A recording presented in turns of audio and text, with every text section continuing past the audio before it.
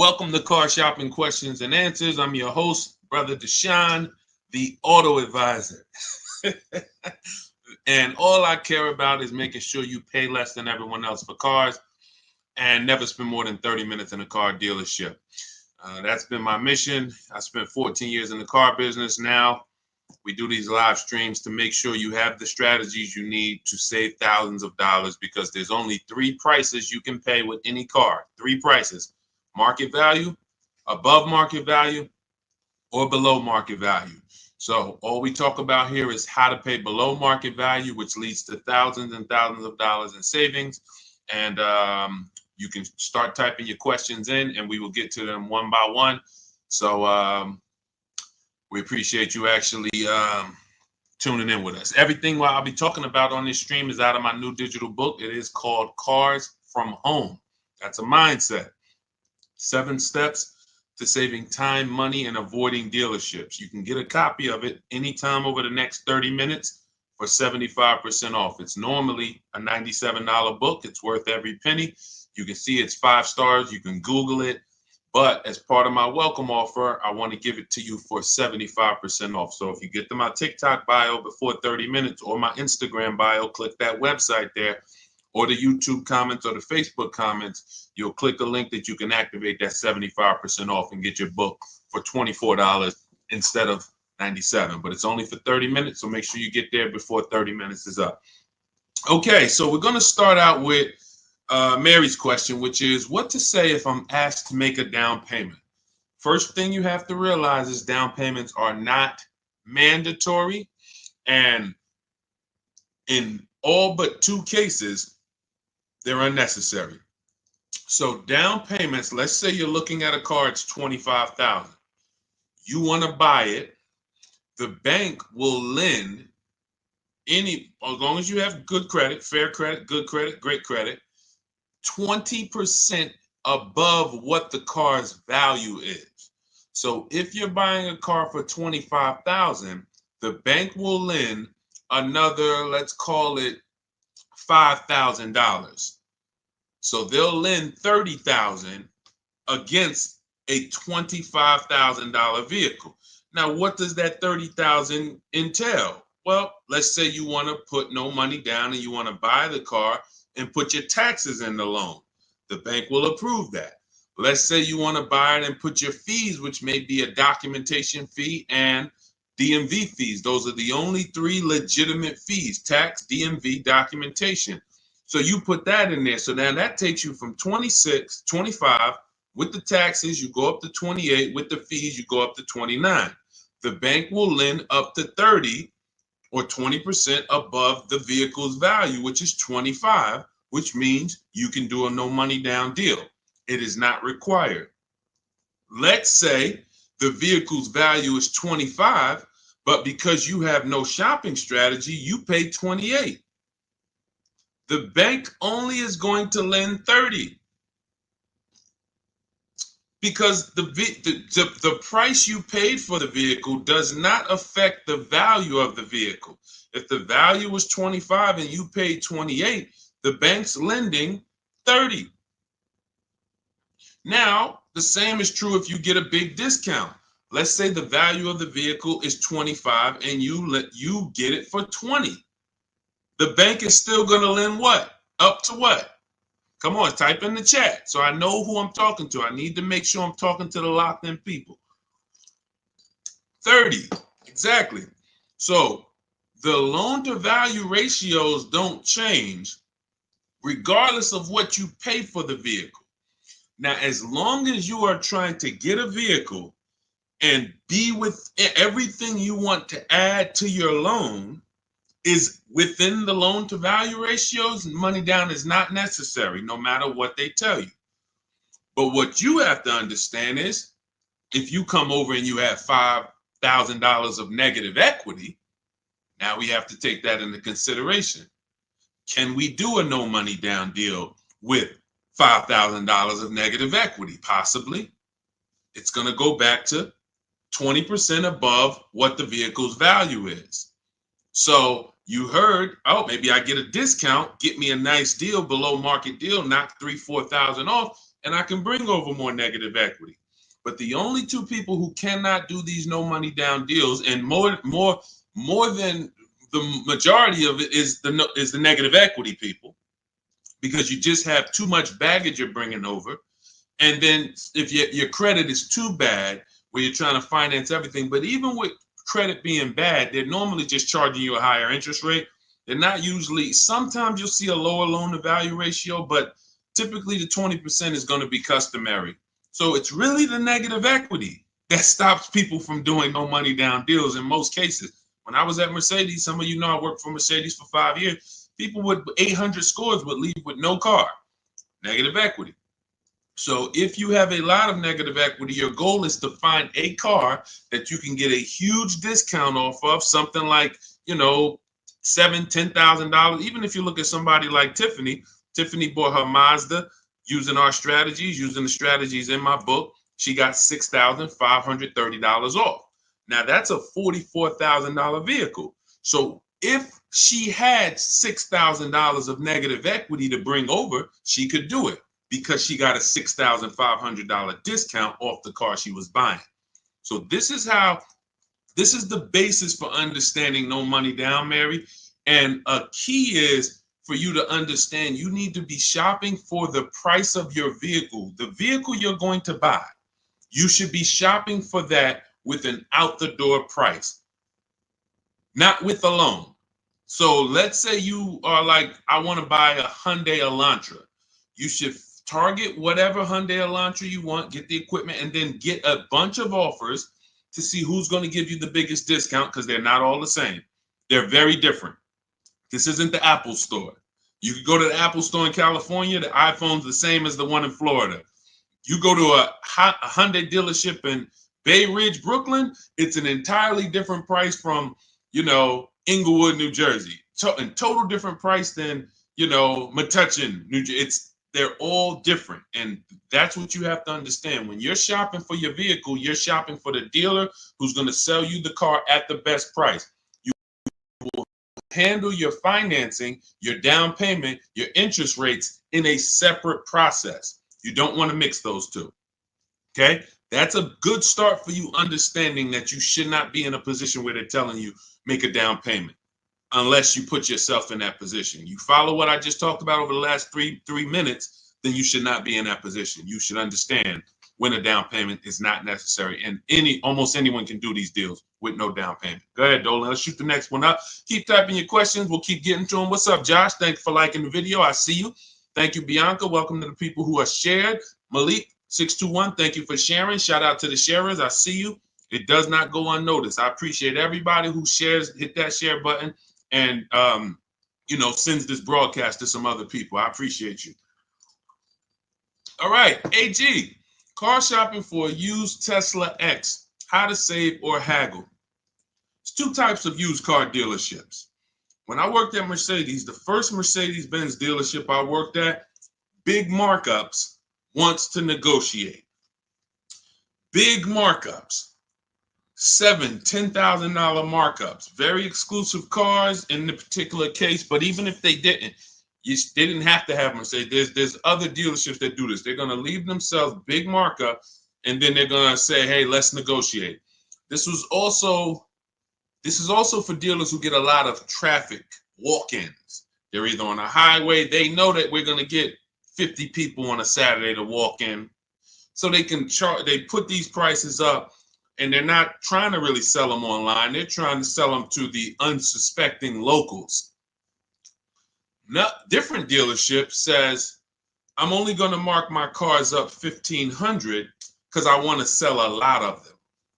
This is an entirely different model, different mindset, different process.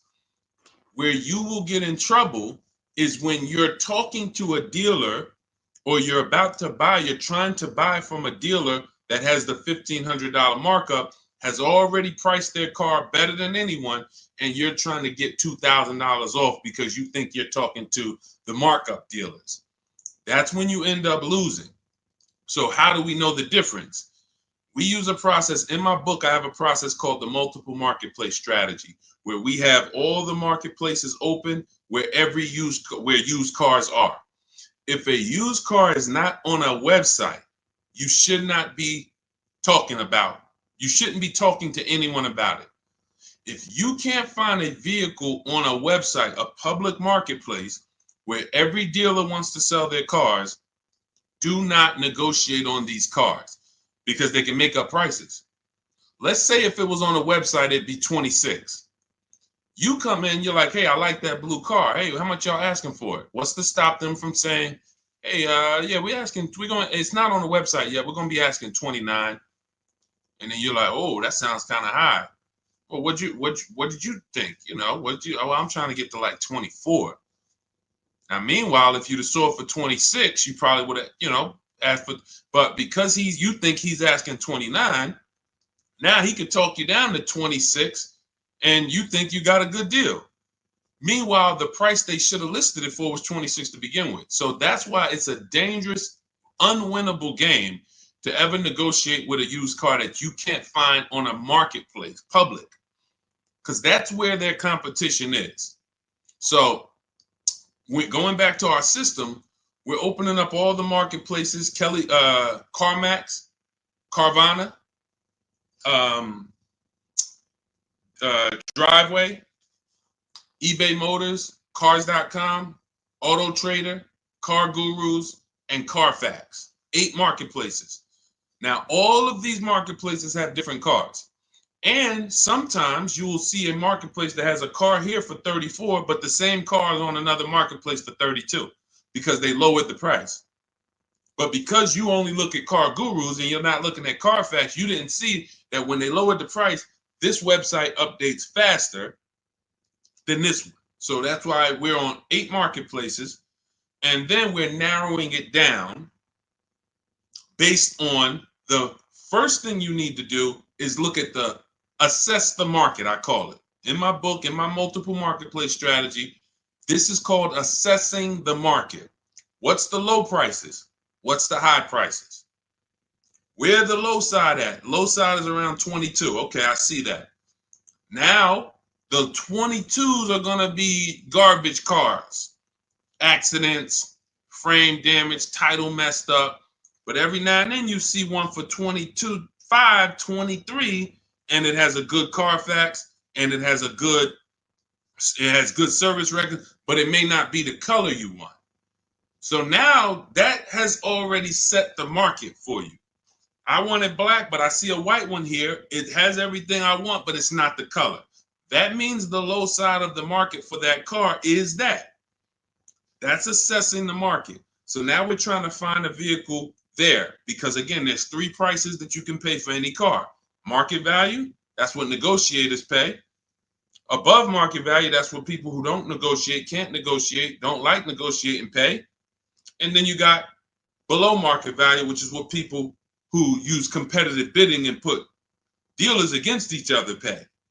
Now, when we look at these low market, now we're trying to see, do we wait for a vehicle to pop up and can we screen down a couple vehicles to get to a top 3 or top 5 best choices? Once we do that, those are the vehicles, AJ, that we're going to see if we can make a final deal on, because they're already at the low side of the market. So what's going to happen? Either they're at the low side of the market and you're dealing with a dealer like the first Mercedes dealer I worked up, meaning they're not going to sell the car for that price. They're going to try to mark up prep fees and marketing fees and all types of bogus fees, but they want you to come in first. They're not going to put that online. They want people to come in and say, hey, I saw this car. And then by the time, who's ever sat down, be honest, if you've ever sat down, you came to look at a car, they were asking like 22. But by the time everything got added up, they slapped like $7,000 more on it. Warranties, all types of stuff. And you're like, wait, who's had that happen? Type me if that's happened. And I need you to dialogue. Listen, I'm talking to the locked in people. Right, I see you, Josh, 100%. Okay, so this is a tactic. Look, absolutely. So this has happened to Judy, a lot of people. This is a strategy. It didn't happen by accident. They're purposely depending on people coming in, not calling in advance, and then they want to negotiate with them. Goes back to the first deal I said about the first deal I worked at. They want to negotiate. So the prices are so now that's what we verify. That's what we're only calling those top 3 to 5 dealers and saying, hey, besides besides the price here online, what fees do you charge? Once they say, oh no, tax, title, fee, doc, all right, now we know our last step is we need to get the original window sticker price so we can find out the true discount. Because we need to know, AJ, if we're dealing with a dealer who has the markup or not. And we never ask them for a discount over the phone. We go there because you got to understand these. I'm telling you how dealers operate because I've been inside. Every dealer who puts a used car on a website, we use a tool called V-Auto. It tells us where the vehicle we have priced at, where it ranks in the pricing. It'll tell us if we're in the top 3 best prices within 50 miles. It tells us that. So when you ask them for, hey, can you take off $2,000, $1,000 over the phone, especially if the car just got there, they're going to say, nah, listen, you can come in, we can see, but the car just got here. What we do is we drive there. We already know it's the best price on the market. So either way, we're coming home with a car. Unless it just doesn't drive well or something like that. Every now and then that happens. But usually when we leave and we know we've done our assessment from home, we're going to make that deal. That's how I did with my Infinity truck. I just had to test drive it, lock the deal up. When we do that, that's all we're doing when we get there. And we already know. Now, what we'll do, we'll ask them, hey, could you take off another $1,000? If they have it, they'll do it. If they don't, they might say, listen, we don't have it. The car just got here. I only got the car marked up. You see, we know they're telling the truth because we've done the research online. So now you know if you're programmed to only, hey, if I don't get 2,000 off, 3,000 off, then I can't buy it. And you're going to miss the dealers who want to, they literally put their cars online. They want them going in 24, 48 hours. They make sure they're the best price and they sell lots of used cars. You go in there trying to get 2,000, 3,000 off from them, you're missing opportunities. That's how it goes. Okay, this is all, that's all part of my multiple marketplace strategy. It's in my new digital book. It's called Cars from Home, 7 Steps to Saving Time, Money, and Avoiding Dealerships. As part of my welcome offer, you can get your copy for 75% off, but it's only for 30 minutes. So you go to my TikTok bio or my Instagram bio, the YouTube comments, or the Facebook comments. You won't pay the normal $97 price, but it's only for 30 minutes. And then you'll have everything we'll be talking about on the stream step by step. Go ahead, Dolan. Next question.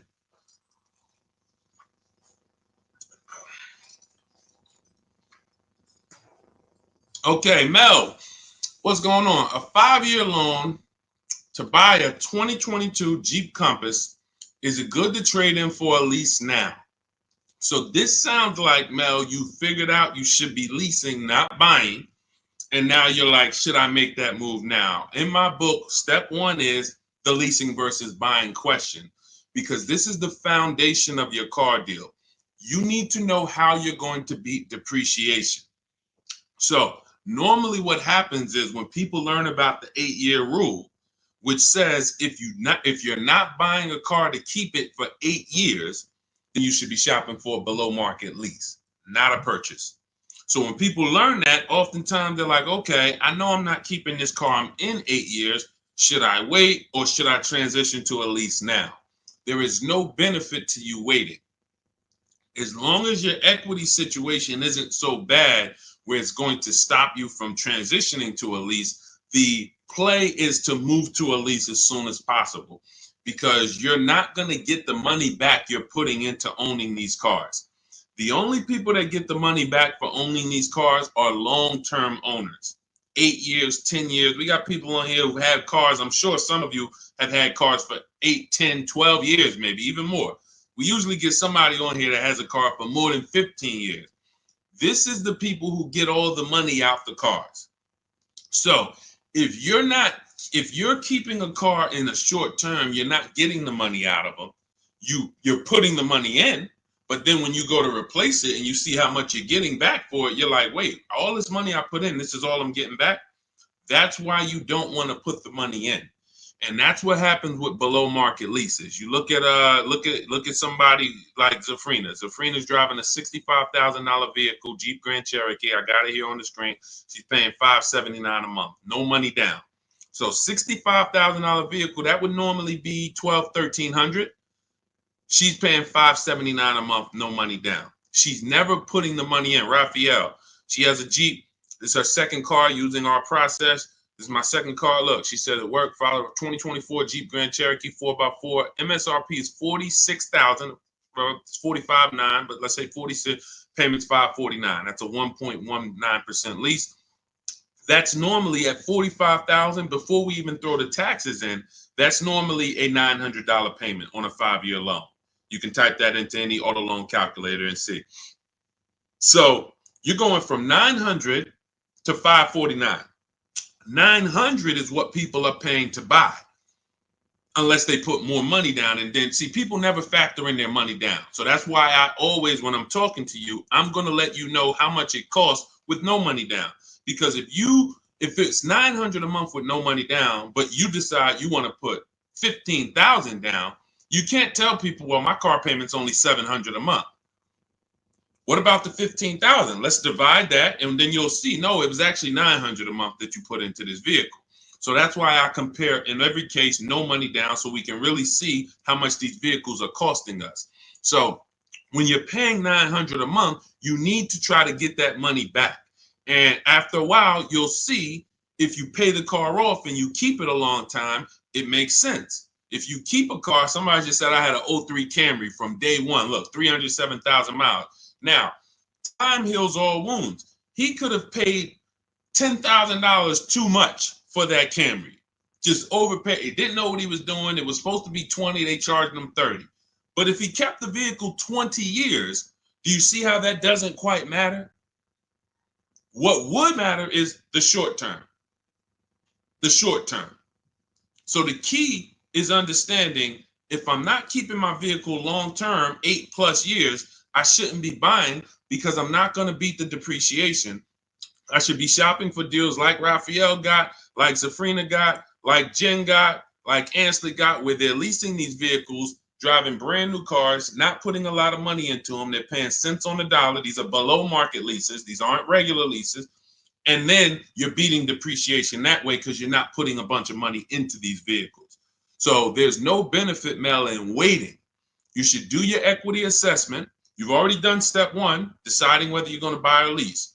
Now you move to step two in our process. That's the equity assessment, where you call your bank, get your payoff, then go to the 6 websites we teach that pay cash: CarMax, Carvana, Driveway, KBB Instant Cash Offer, Car Gurus, AutoNation. Once you do your equity assessment, it's going to tell you, do you have positive equity, negative equity? And then you will move to the third step, but you have to do that first. So, but there's no benefit in waiting. None. Not one benefit in waiting longer to stay in a bad financial structure when you can go into a lease. Great question. All of this is in my new digital book. For those of you, you're sitting there, you're like, Deshone, there's no way I'm going to remember all of this stuff. We haven't even started warming up yet. You can grab my digital book. It's called Cars from Home, 7 Steps to Saving Time, Money, and Avoiding Dealerships. It has everything in there step by step, leasing step by step, purchasing new cars step by step, purchasing used cars step by step, making banks bid for your loan step by step. And you can get it for 75% off as part of my welcome offer in my TikTok bio or my Instagram bio. Click the website there, and or YouTube comments or your Facebook comments, and you can get it for 75% off, which will be $24 instead of the $97. But it's only for 30 minutes. Once 30 minutes expires, the welcome offer does go away. And $97 is still a great price for what you're going to get, but 24 is better. Okay, go ahead, Dolan. Next question. Just got the book the other day. Awesome, Mel. And I see you already made the decision about the step one, which is great. Just move to the equity assessment and just keep checking off the steps. Just trust the process. You're going to be just fine. Thoughts on leasing versus financing? Well, T, this is exactly what we just spoke about. I have a very clear rule. It's called the 8-year rule. where it says if you're not buying your vehicle to keep 8 years, you should be leasing. And not just getting any lease, you need to get a below market lease, because some people will tell you leasing, this is when you know it's bad. When a dealer tells you leasing is the same price as buying, you're dealing with an 80% dealer, which means they are going to charge you a lot of money. And that lot of money is trying to discourage you from leasing, but that's not what a lease deal would be if you shopped around. So look at Ansley. Ansley has a 2024 Infiniti QX60. It's a $58,000 vehicle. He got it for $554 a month. Only first month's payment down. I want you to pay attention to these details. We're not putting money down to get to these payments. These are what is called 1% leases, or anything below 1.5 we consider a good deal. Anything below 1% we consider it a steal. So it's a steal, it's a deal. And over 1%, over 1.5%, I say in my book, it's time to chill. We don't lease those. We don't sign those leases. They're bad lease deals. But look at Jen. Jen pays $512 a month. Now, normally these vehicles that they're buying would be $300 to $400 more per month if they bought them. So when you take somebody like Danielle's Audi. It's a $45,000 Audi, 44 and change. If she bought that vehicle, she's looking at a $900 a month payment, no money down, 5 years. She's leasing it, no money down, $550. So she's paying, call it almost $400 less per month, because we didn't even put the taxes into the price of the vehicle. So if we put taxes into that MSRP, then it might be around $48. And her payment's probably going to be about $950 for 5 years. She's paying $550. Now, let's just to give you an example to understand it deeper, let's say she got a big discount off this Audi. Let's say they knock off even $10,000 for her, which would never happen. But let's just say she knocked off, I just want to prove a point here. Instead of 48 with the taxes, let's say she gets a big discount. She's at 38 now. How much is the payment on $38,000? Some of you know every $5,000, and that's going to be a little, roundabout math for you to do. Every $5,000 is about how much per month? Let's talk to the people who know this. Every $5,000 on a car loan that you look at every $5,000 is about how much per month? Not 1,000, Mel. I think you typed an extra zero by accident. Yes. $100. Yes, $100.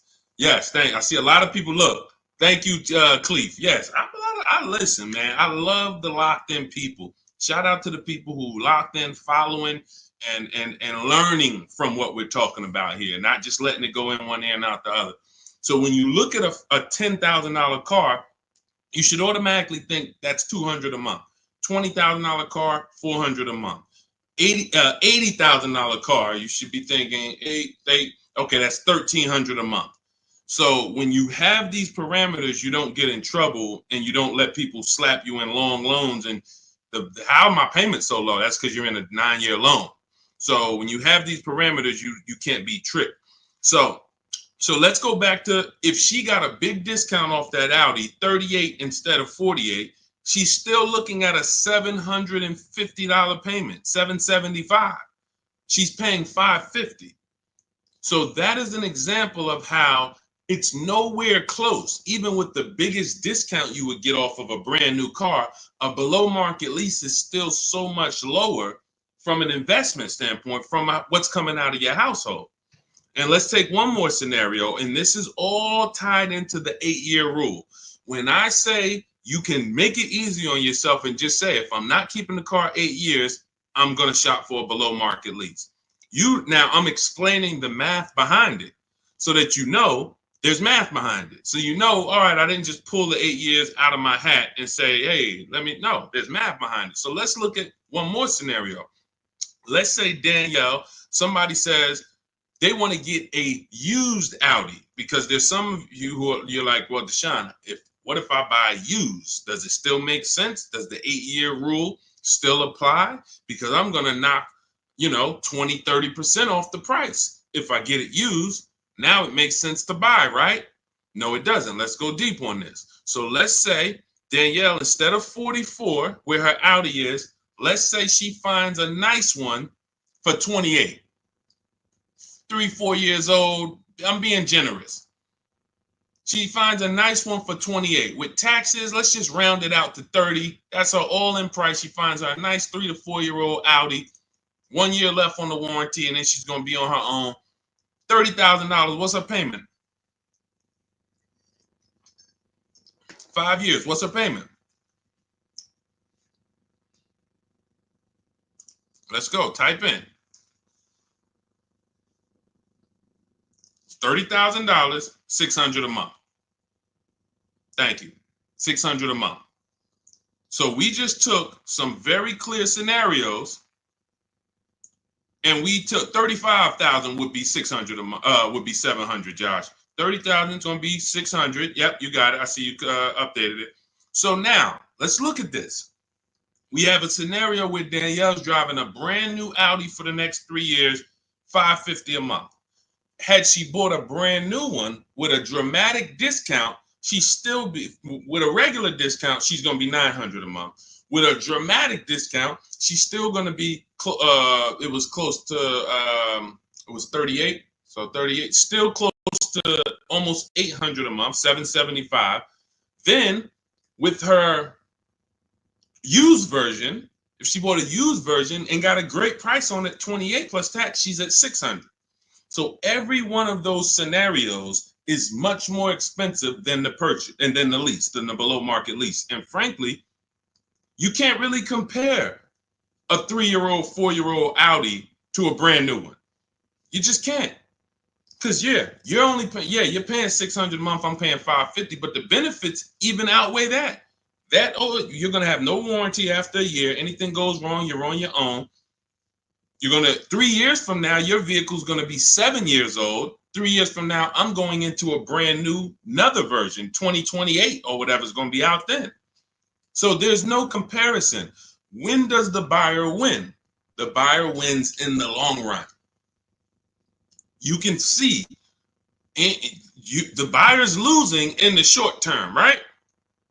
In every one of those scenarios I just laid out, the buyer is clearly losing. Brand new car buyer paying $300, $400, $500 a month more than the below market lease, losing.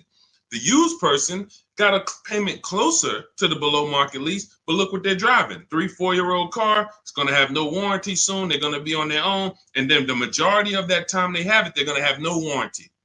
That is the life of the buyer. But after 8 years, the money paid starts to stack for the lease person. Because if I'm paying $550 a month, all right, let's say Danielle gets 3, 4 Audis in a row. She just got 4 Audis, every single one of them, she gets below market deal $550. Below market deal $550. After she gets to year 8, she's paid more than these other people. Year 8, she's paid more. So at that particular point, financially, the buyers are ahead. But before that, the buyers have lost because Danielle's driving better vehicles for less. That's why it's the 8-year rule. This is the first decision you make, because if you make this wrong, you lost. If you go in to buy a car, if you go in and you buy a car, but you should have leased, you lost. I just showed you. Doesn't matter how good of a deal you got. Man, Deshone, they knocked 15% off for me. Does not matter. If you're going to replace that vehicle in 3, 4, 5 years, you would have been better off getting a below market lease and never tying up all of that money in the vehicle. That makes sense? Type $signs if you're clear on that. Type $sign, $sign if you're clear on that. All of this is in my new digital book. That's step 1. It's called Cars from Home. It's 5-star rated. Thank you to everyone who's reviewed the book and rated it. And it's called Cars from Home, 7 Steps to Saving Time, Money, and Avoiding Dealerships. That was step 1, which is our leasing versus buying question. That's how we put our deal on the right foundation. And that's the most important question. It's literally called that in the book, the most important question. How many years are you going to keep the next car? That's when we decide leasing versus buying. So as part of my welcome offer, you can get your copy of Cars from Home for 75% off in my TikTok bio or my Instagram bio. Go to click the picture of me, click the website.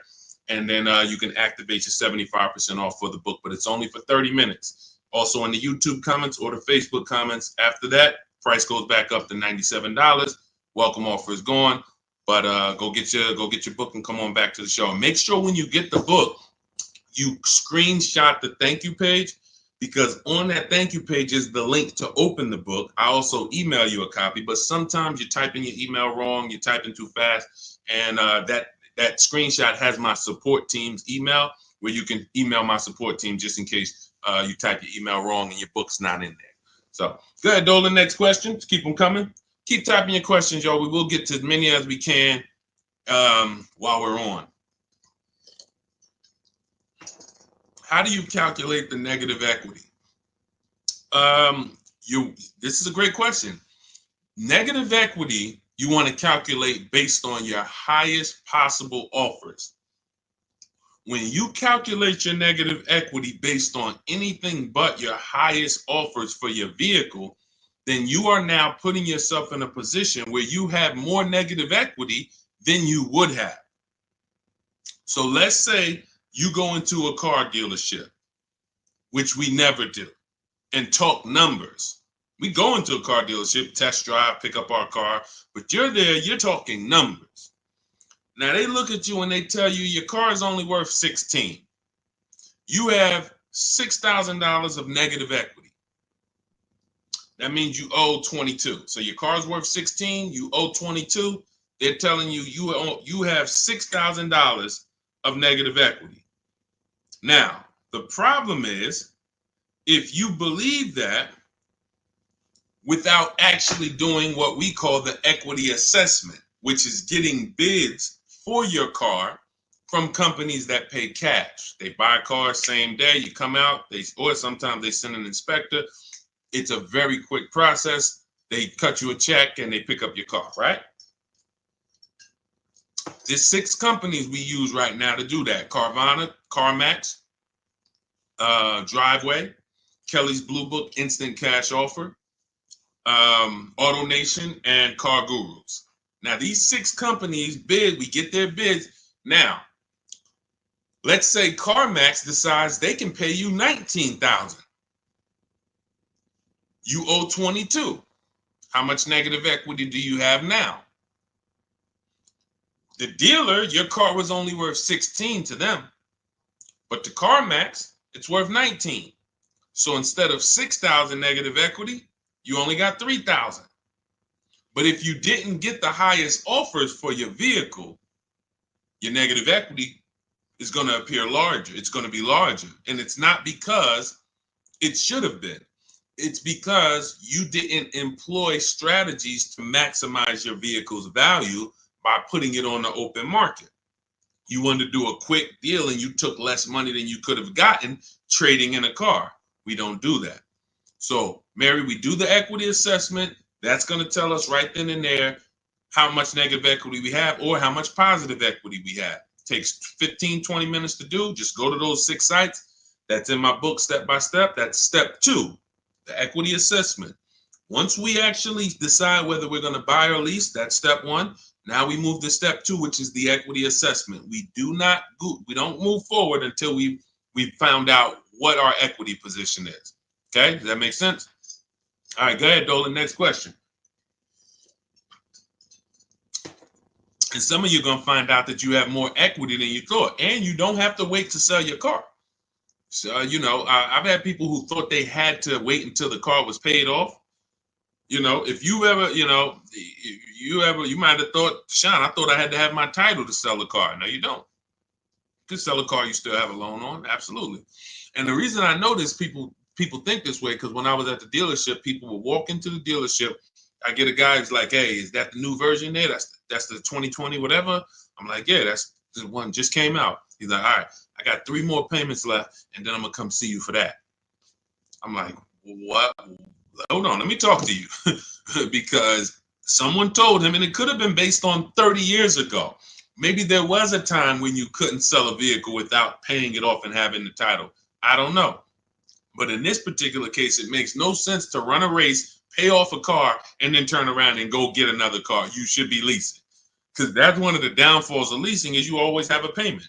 Now, there's benefits there, but if you are buying and you always have a payment, because literally as soon as you pay off your car, you go get another car, and then you go get another car, and you always have a payment, you've never reached the reward stage of buying. So, IG, how would you know a car is below market value? Who to believe? CarMax? No, this is not. We don't believe companies. You know a car is below market value by looking at the market and getting multiple offers. There is no quick, oh, let me plug this in and this tells me this. We don't trust anyone. There's no trusting or believing anyone. You want to assess the market. If I'm looking at a bunch of used cars and I'm looking at, okay, 2020 to 2022 Honda Civics, I can see what the low side of the market is. They're at 19. I can see the middle of the market is about 23. Then I can see these all of my other ones, they high. I need to know where the low side of the market is.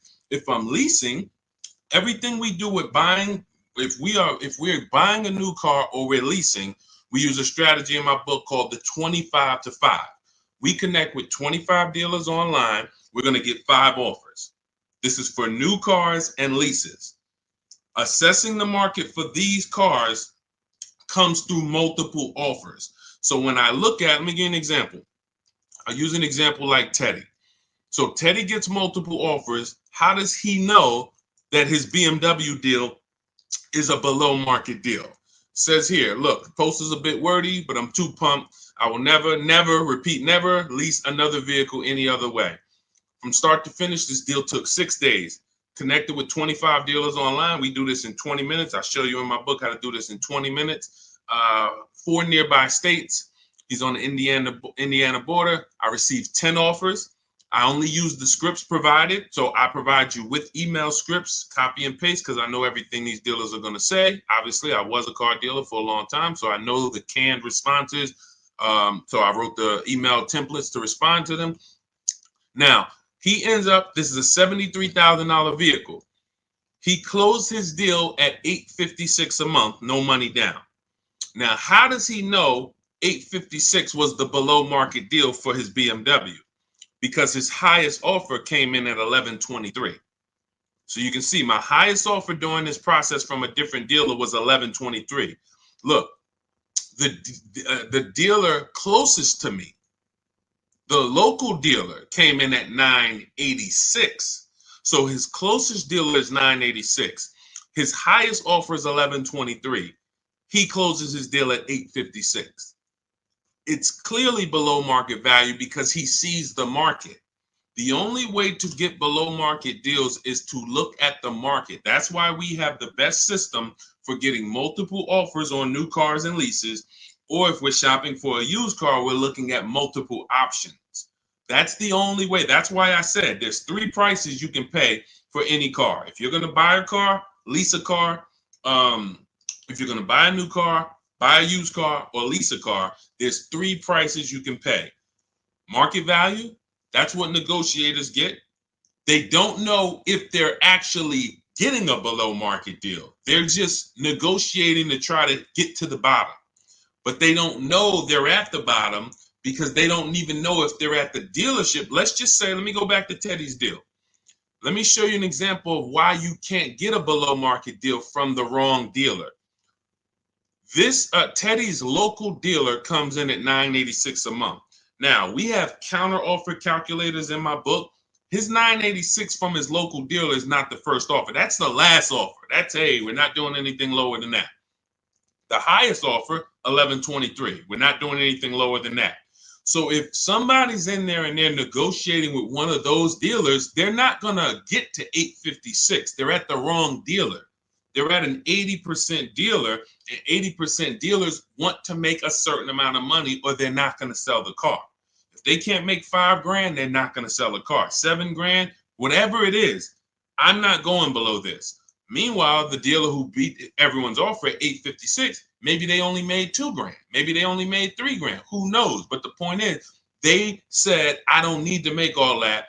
I'm going to beat my competition and sell this person a car. That's a 20% dealer. That's why I say negotiators pay market value. People who don't, if you don't negotiate and you're like, man, Deshone, I just go and I close my eyes and just wake me up when it's over and I could drive out of here. You're going to pay above market value. So you're gonna, because you just don't have any, you don't have any fight in you, you have no strategy. But below market is reserved for the people who are putting dealers against each other, because it's the only way to know you got a below market deal is when you can look at enough options and know that you paid less. It's like this with anything. It's not just cars, TVs the same way. If you were buying a 100-inch TV, how would you make sure you're getting a good deal? You're going to look at probably 30, 40 TVs in every website.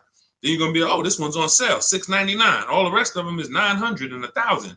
Clearly, that's the below market deal. Same principles. Same principles. Go ahead, Dolan. Next question. You know, coincidence. All I do is teach you to shop for cars like you shop for everything else. Everything else in life, you shop this way except cars. Cars, you shop a way you wouldn't shop for anything else the way you shop for cars. Think about that. Am I right or am I right? Type right if you know I'm right. The way you shop for cars and buy cars, you won't buy anything else like that. You don't buy houses like that. You don't buy jewelry like that. You don't buy maybe jewelry. That's a little, you know, because it's sometimes tough to put people against it. But you don't buy TVs like that. You don't buy furniture like that. Just walk in and all right, go back and forth. No, you're comparison shopping. You're using the internet as your friend to get the information and start to have multiple options. That's all we do when it comes to cars. That's why we win easily. It's no struggle when you're using the internet to put people against each other. The struggle is going in and battling and begging someone to take money off when you're already about to spend 30, 40 grand with them. Imagine that. You're about to make a $40,000 transaction and you're just begging, come on, can you take off another 500? Just $40,000. All right. Best SUV to buy. This is all subjective. If you want to look at ratings, feel free to do that. I don't recommend cars because it's just too subjective. There's over 40 car companies. All of them have vehicles in every size category: compact, midsize, large, 3 rows. So there's so many categories. The key is this: find one you like based on looks. I like the look of that. And then you can come home and do what we call a quality check. This is in my book. This is in step 4. This is when we make sure the car we're shopping for is a good car. Some vehicles have a bad DNA. I want you to remember this. DNA you can't get around.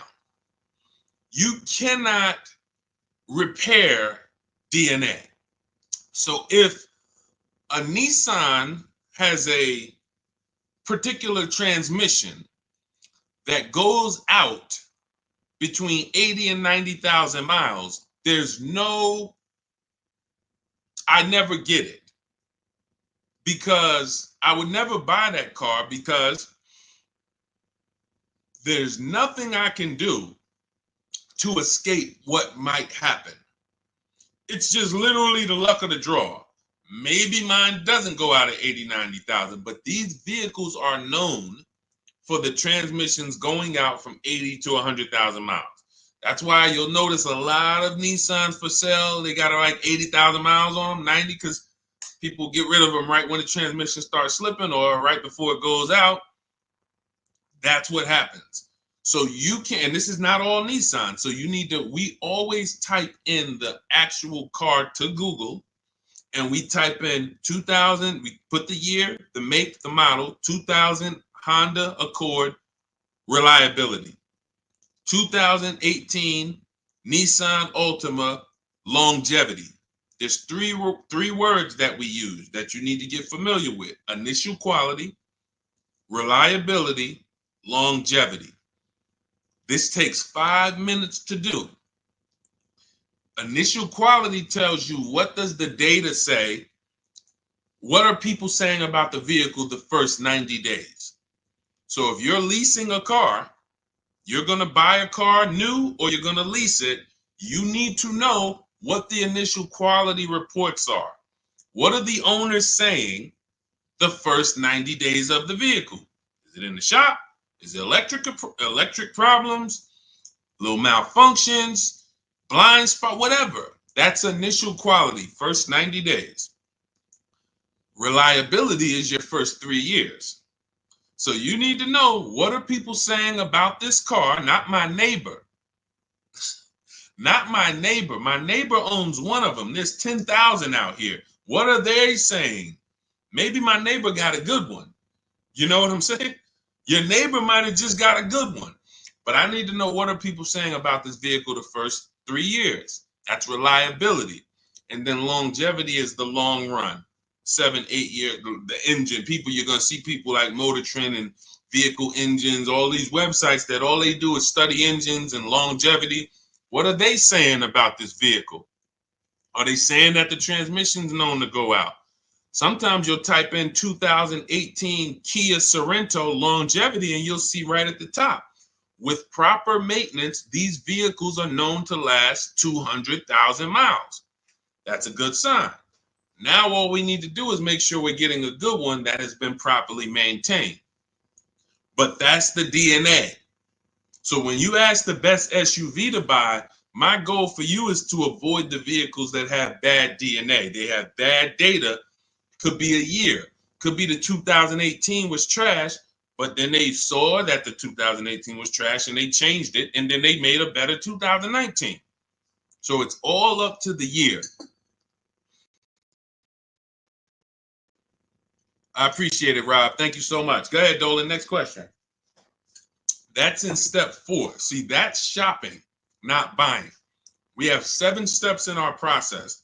Most important question, step 1, equity assessment, step 2, deal focused budgeting, step 3, shopping, not buying, step 4, multiple offers, multiple options, step 5, paperwork and protection, step 6, and delivery is step 7, pickup or delivery. That's it. So everything I'm teaching on the stream is always going to be out of one of those steps. And for those of you who have the book, here's what you should always be asking yourself. Where am I at in the process? What step am I at in the process? Because you've come from not having a process. So you don't know what to do first. Should I be thinking about my trade-in? Or, oh, matter of fact, wait, he said don't trade. And then, all right, when do I get my loan? Do I get a pre-approval? You don't know where these things go, what order they go in. But I do. That's why we created a 7-step process that accounts for everything. So you always want to be asking yourself, where am I at? What step am I on to make sure, all right, listen, why am I focused on budgeting right now? And I haven't even decided how many years I'm keeping the car. That's my first step. That's what it's about. Okay, Judy, my Jeep lease is up in 2 months. Strange lease of 5 years. Would you finance the car at the end? You've had the car long enough and you're not owning it. So whatever type of financial deal that you went in on this, it was not a good deal because you're paying way too long on a car that you're not going to own. That's the reason we don't buy our leases. We don't do 4-year leases. Paying too much, unless you're paying like $200 a month or something ridiculously low, where you add up all the payments, add them all up. Look at it. All right, I gave them $2,000 up front, and then I paid $400 a month, and I've been paying $400 a month for 5 years. That's 60 months. All right, wow. All right, I paid them a lot of money. Add that up, and you'll see, compared to the MSRP, I paid way too much for this car that I'm giving back. So that's why I wouldn't suggest you buy it, because if you're not going to keep it long term, normally with a lease, it's broken into 2 sides. It's a part you're going to use, and then it's a part you're giving back to them. You're not paying towards that part. Let's say it's 50-50. You could stretch your side out. You got to pay half this car. You could stretch that out for 4 years or 5 years. But it has nothing to do with that back end. You're still going to owe. If you want to buy this thing, you still got that other half. So I don't know what your lease deal is, but if it's structured like a normal lease, you've just broken down your side. You're not paying it. Now, if you've paid into the car, 60, 70% of the car, but I don't think you have, because that wouldn't be a lease. That would be a loan. That would be like, hey, I'm paying the car off. I paid it off for 5 years. I only got 2 years of payments left. I should only owe a small amount. If that was the case, then that's different. But on a lease, if you just took a 5-year lease, then you're paying your half. You're not paying towards the back. So you might have a very, very low payment, but you're not actually building, you're not paying towards the car. You're only paying towards the half you're going to use. So in that particular case, I would give the car back. Now, again, I don't know the exact details, but that just doesn't, but here's the benefit of leasing is cents on the dollar. Look at somebody who has a Jeep. You can see here, Raphael got her Jeep. It's a $46,000 Jeep. She's paying $549 a month, no money down. So she's putting into this car $549. Let me do some math. This is why when we get away from these structures, it doesn't make sense anymore. $549 times 36, that's $19,700. Now, going back to her deal, the vehicle itself is $45,900 plus tax and fees. She's going to pay $19,000 over 3 years. That's less than what the vehicle would normally depreciate. So her vehicle that's 46 minus 19, about 27 is what's left, not to mention her tax. This is why you have to be judging the lease deal.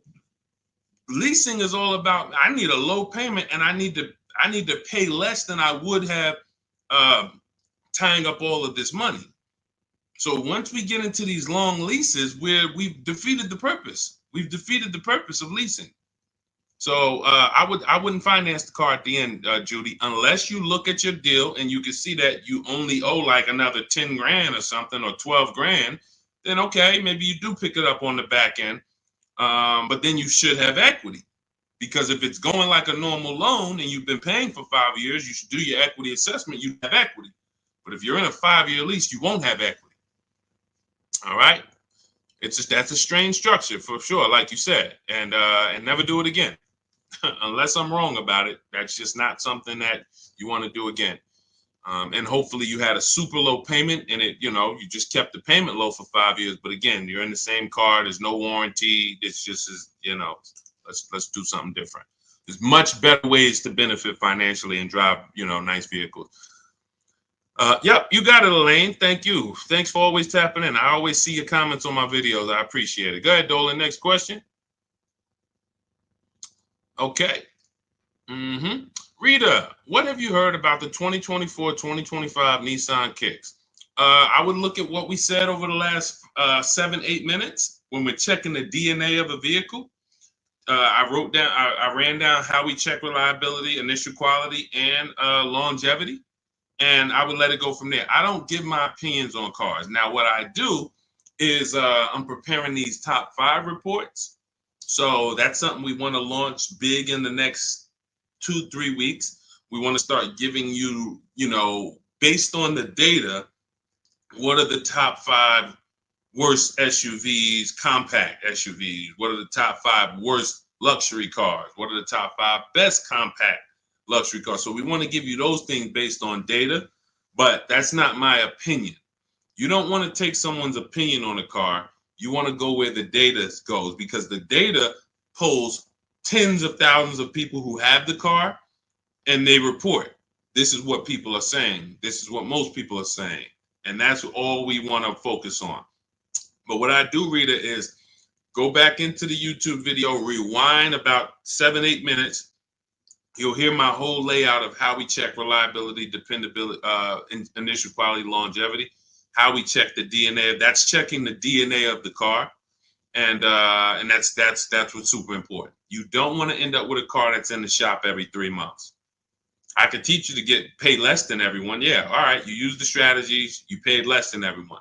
But what does it matter if you have a car that's now, every time you go out, check engine lights on, every 3 months, check engine light. What is this? So make sure you do that. Okay, and this is all in my new digital book, Cars from Home, 7 Steps to Saving Time, Money, and Avoiding Dealerships. We're talking about a piece of step 4, which is shopping not buying. The reason it's called shopping, not buying, is because shopping is deciding what you want. Now, you're not taking enough time to do that. You are letting people rush you in a lot of cases. And now, once we decide what we want, it only takes us 90 minutes to get it. You saw what Ansley said. He got his deal, Teddy, 6 days. I got my below market deal. Ansley, he got his Infinity truck. Look, he said, I started the process Saturday. I accepted a deal Monday. It's quick. By the time we hit the market, we are seeing below market deals like that. So it's not even a matter of needing a month or 2 or 3 to be able to do this. Now, if you have time, you can watch the market, because deals change every month. So you can watch the market and see, okay, let's see the lease deals next month. Let's see where the used car price is going next month. Are they going down, up? So if you have time, that's a benefit. But even if you have a week, you can still get a below market deal. So that's step 4, shopping, not buying, deciding what you want. And when you do this the way I'm teaching you, you'll never worry about getting a car and then 3 months later you're like, man, I don't like this car. I need to replace it, which is a loss because you're going to lose money because you already depreciated the car. Now you're trying to replace it. So you're going to lose probably 15% of the value, whatever you paid for it. So we don't want to do that. You want to take the time to shop. You want to choose your vehicles wisely, test drive them, and you want to enjoy the process. And you will enjoy the process when you stop mixing buying with shopping. Let me say that again for those in the back. You will enjoy the shopping process, which is deciding what you want, when you stop mixing that with buying. Hey, Charlie, we're going out this weekend. You and your mother, we're going to go test drive some cars. We're going to go see the Nissan. Then we're going to go to the Chevy dealership. And I want you to sit in the back, and I want you to make sure that you can get all your football equipment back there. We're going to look at like 3 different vehicles. Oh, that sounds good. That sounds good. Now you're at the first dealership. You see it. Okay. All right. What do you think, Charlie? This is nice. But yeah, this is nice, Dad. I like it. Let's go see some other ones. Next thing you know, the salesman says, hey, well, we got a sale today. So 1-day sale. Oh, now you're sitting down. Now you're sitting down. What are you talking? Well, Dad, what's going on? I thought we were going to the other dealerships. Yeah, son, hold on. Me and Daddy and Mom, we're working a deal here. Next thing you know, you're buying, not shopping anymore. And this is how you leave money on the table. Don't shop competitors. This is a tactic. Call them the showroom shackles. They want you to sit down, just picture, remember this. Every time you sit down at a dealership, just picture shackles coming out of the armrest of the chair, and because isn't it like that when you try to get up? Doesn't it feel like you're shackled? When you try to get up, hey, some of you can't even get your keys back. Hey, where my keys? Hey, you got my license? Hey, who has my driver's license? Hey, did you give me back my license? So this is a tactic. So once you understand, we avoid all of this. We never talk numbers in the dealership. When we're there to shop, which is decide what we want, test drive, go home. If that's the vehicle we want, we will be reaching out to buy it from home, online, by email. And if you're going to do it your way, you can call around, you can call them, but do not discuss numbers at the dealership. It's a losing battle. You have no leverage there. Go ahead, Dolan. Next question. All right. If you're getting value out of the stream, can you type a $, $, $? Just send $, $. Let me know you're getting value out of what we're doing. Every time I see the $, I appreciate it. It lets me know we're connected and you're getting what we're talking about. Thank you, Sherwin. Thank you, Raphael. Thank you, Rob. Appreciate you. All right. Listen, let's go. Next question, Dolan. Yeah. Thank you, Jeremy. I appreciate it. I see you. Thanks, Tracy. Which value guide do most lenders use to determine value? Probably NADA.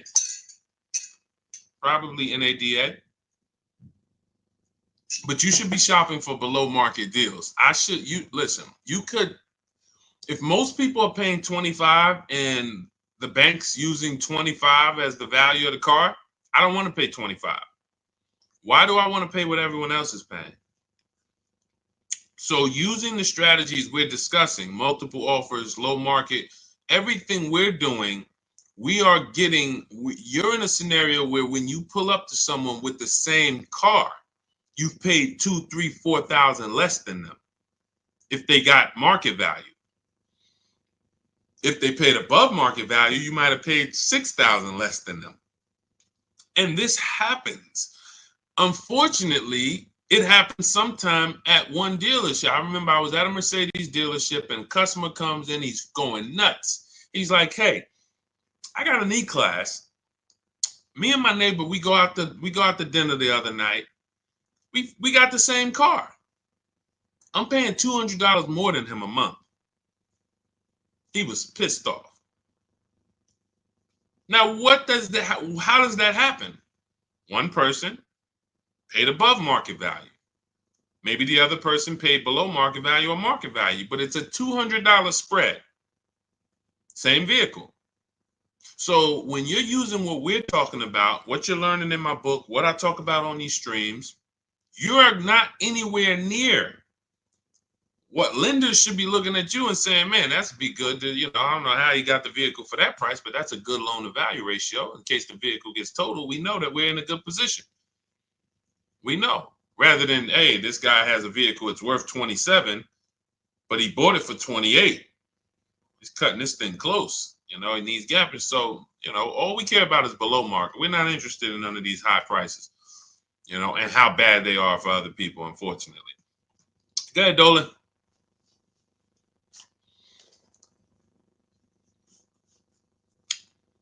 For Countess, does it matter what type of vehicle you lease? Well, every vehicle has a different lease program attached to it.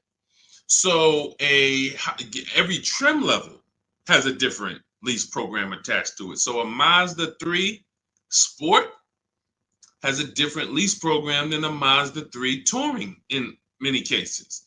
Has a different lease program than a Mazda 3 Grand Touring. So every vehicle is different.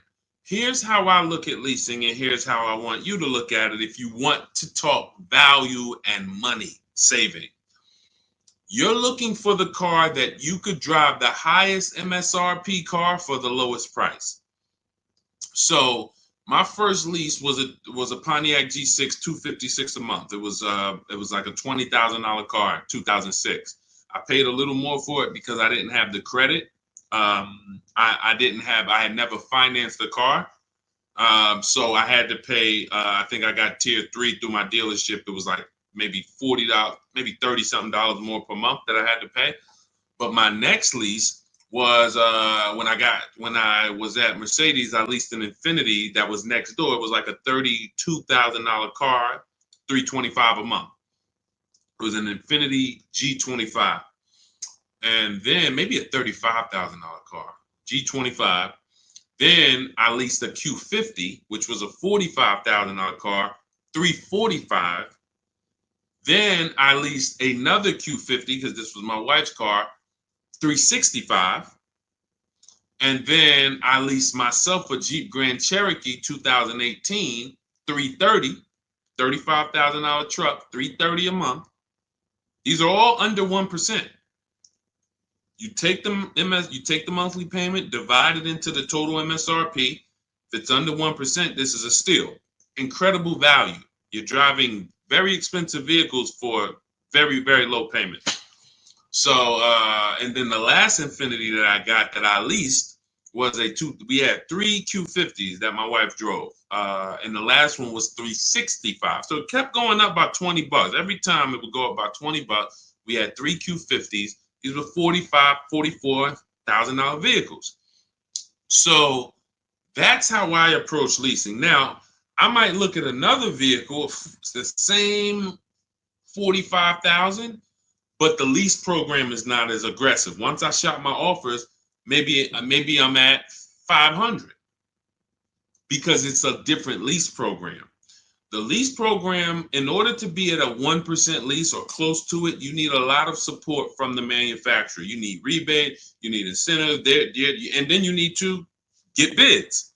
So you can have a great lease program, but if you're at an 80% dealer, you're not going to see these deals that I've been showing this whole stream. You're not going to see any of these deals.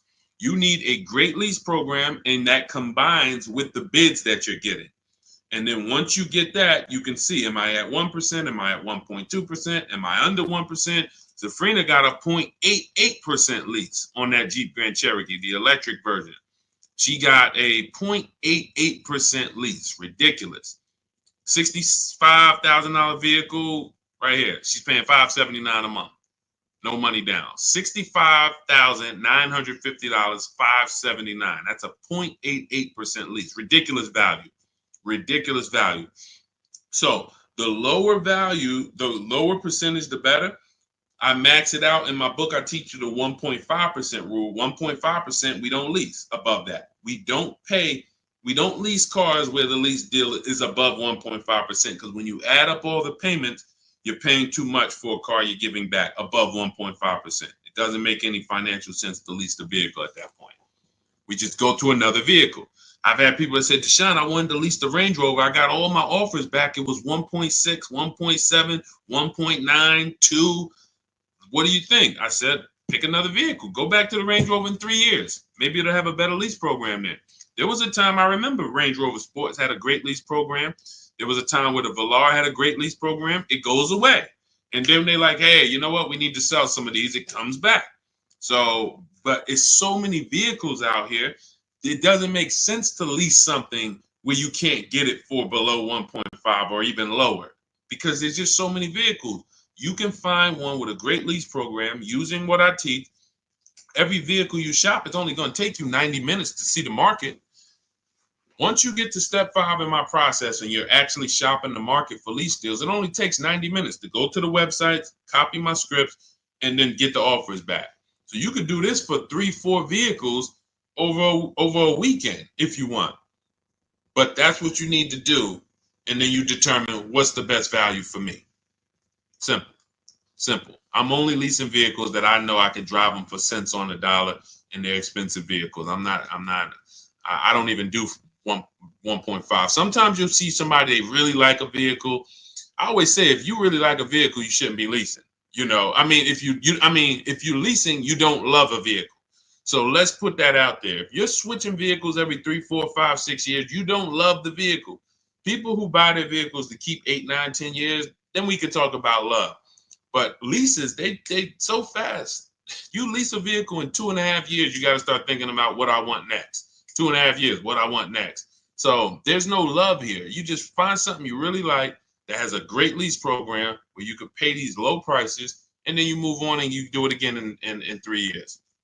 Don't fall in, that's what leasing is about. All right. So, and look, I saw somebody say that Audi, there's no rhyme or reason. All you can do is pick a vehicle, shop the market. There's no Audis have the best lease deals, Jeep Grand Cherokee, because look at how many vehicles are within Audi. You have the Audi A4, and then I told you have different trim levels. You have the Premium Plus package. You have Audi A6. You have the Honda EX, EXL, Touring. These are all different lease programs. So there's no way for you to say, oh, well, I know Jeep Grand Cherokee Limited, they have a good lease program. No, you pick a vehicle, shop the market. None of these people who got these lease deals thought that, or none of the, even the people who purchased, no one, Sean saves 20 grand off his F-150 Lightning.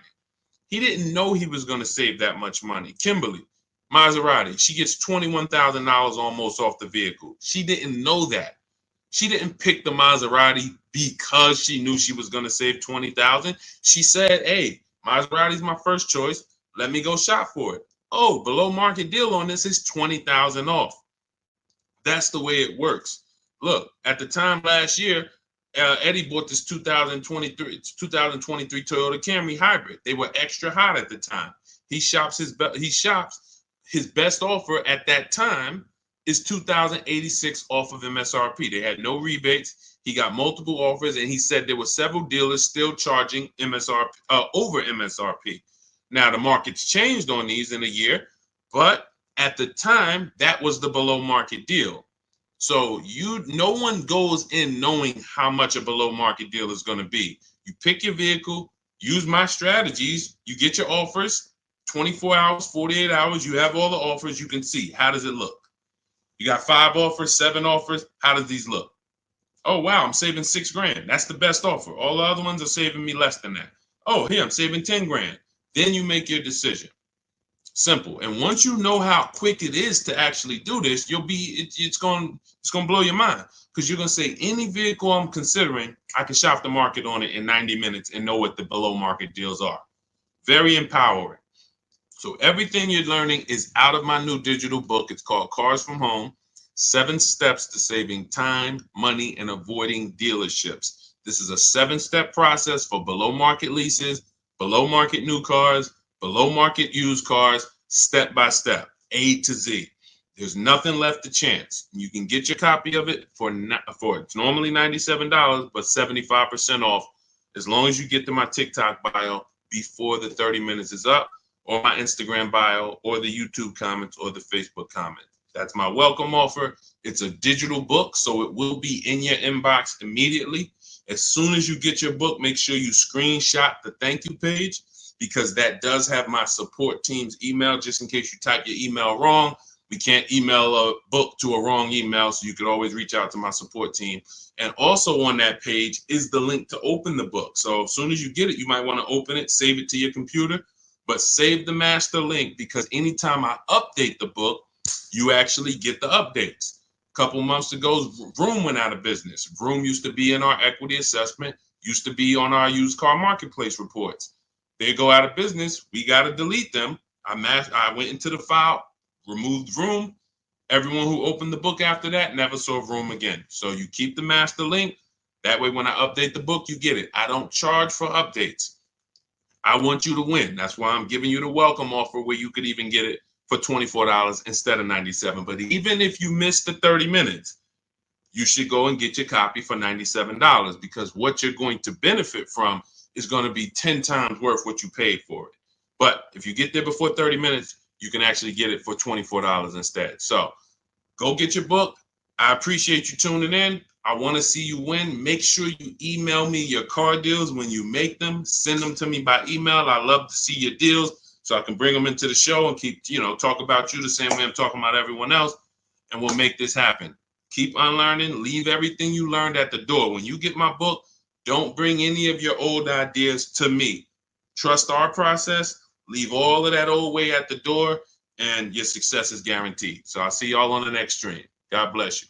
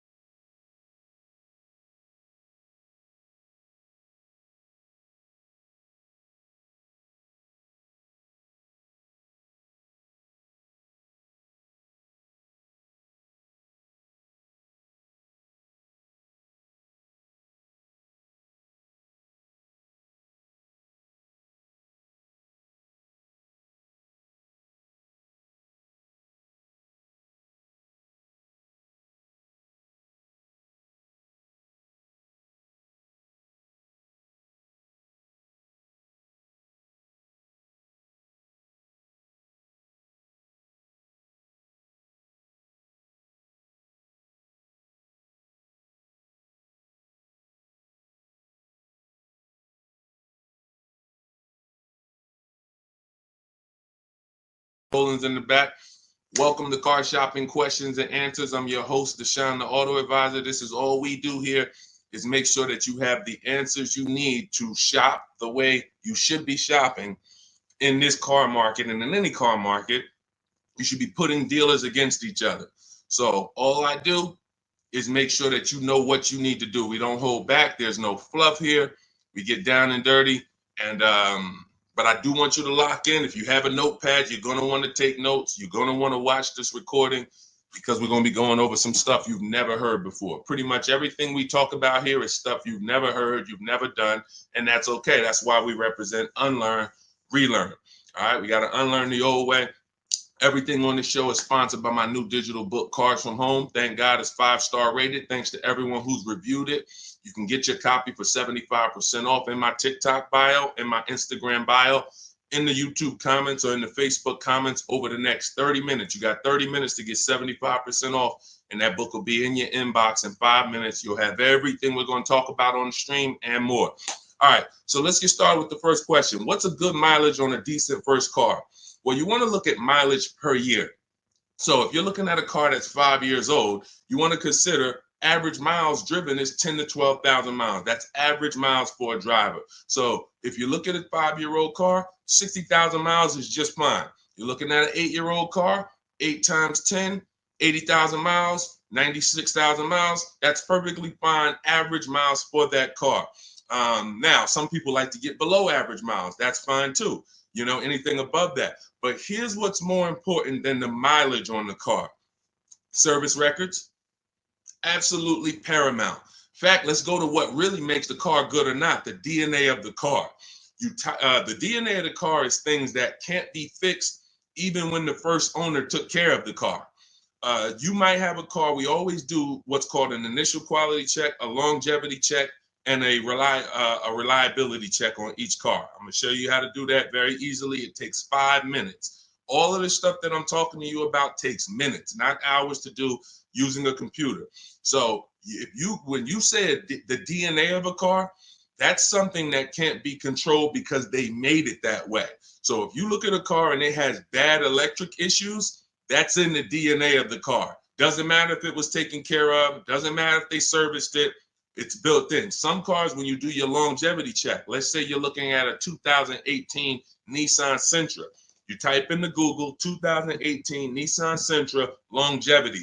You're going to see, hey, some of these vehicles have electrical transmission problems at 80,000 miles, 90,000 miles. It's in the DNA of the car. Doesn't matter if you got a good one.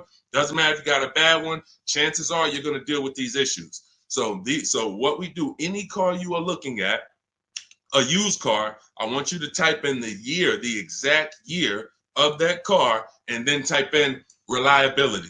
That's going to tell you what they said about the car the first 3 years. You skim the articles. You don't need to read. All you're literally doing is skimming that first page. If you see this car has less than normal reliability, less than average reliability, you want to look for red flags.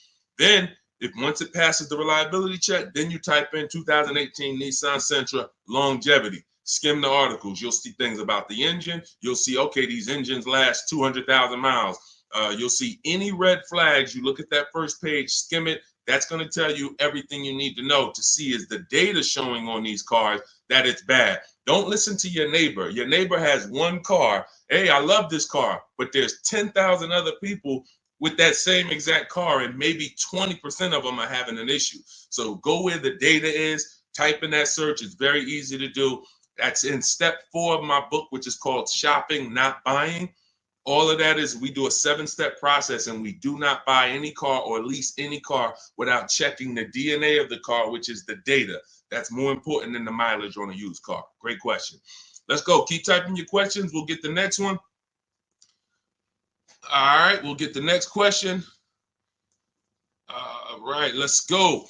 Is it better to say I have a trade-in or not? Great question. We don't use the word trade-in. That's actually a curse word here, because I'm going to tell you this. If you had this phone, will you get more money? I want everybody to lock in. Stay close to your keyboards. We're going to go through as many questions as possible. If I had this phone and I wanted to sell it online, would I get more money selling it online, or would I get more money trading it in for another phone? Type into the comments. Would I get more money for this phone selling it on the open market or trading it? Sell or trade? Thank you. Sell, sell, sell. Okay, shout out to the people that are locked in. So that's a good indicator of why trading does not get you the most money. Trading is a convenience thing. Now, we used to have to sell our cars privately if we wanted to get more money. Used to have to list them on Facebook Marketplace, have a bunch of people come by your house. They're driving it. Hey, you mind if I look under the hood? Strange people. We don't have to do that anymore. Why? Because there's big companies that cut cash checks for our cars, and it's easy to find them. I'm going to give you the 6. CarMax, Driveway, Carvana, Kelly's Blue Book Instant Cash Offer links you to a local dealership to get a cash offer. Auto Nation links you to a local dealership to get a cash offer. Car Gurus link you to a local dealership for a cash offer. This takes 20 minutes. This is step 2 in my book. I call it the equity assessment. You have to maximize the value of your current car. You're also going to learn that we don't mix transactions here. What does that mean? Whenever you do a trade-in, you're doing 2 transactions with one dealer. What does that mean? Every time you buy a car from a dealer, that's 1 transaction you did with that dealer. If you trade your car or sell your car to them, because that's what you're doing a 2nd transaction with that dealer. If you get your loan from them, you're doing a 3rd transaction with that dealer. And every time you do that, you're doing exactly what they want, because you're not giving you're not bidding out your loan on the open market to give multiple banks and lenders a chance to compete, and you're not listing your car on the open market, giving all of those 6 buyers that I just named a chance to compete. That's how you get the most money. You cannot get a great deal without maximizing each part of the transaction. You can't think that the same dealer that you bought your car from is going to pay you more money for your old car than anyone else would have paid you. That's why we do not trade. There's only one circumstance where you must trade. That's if you have a lot of negative equity and you can't pay the difference. So if these companies, Carvana, Kelly's Blue Book Instant Cash Offer, CarMax, all the companies I named, they're going to pay you more than any dealer.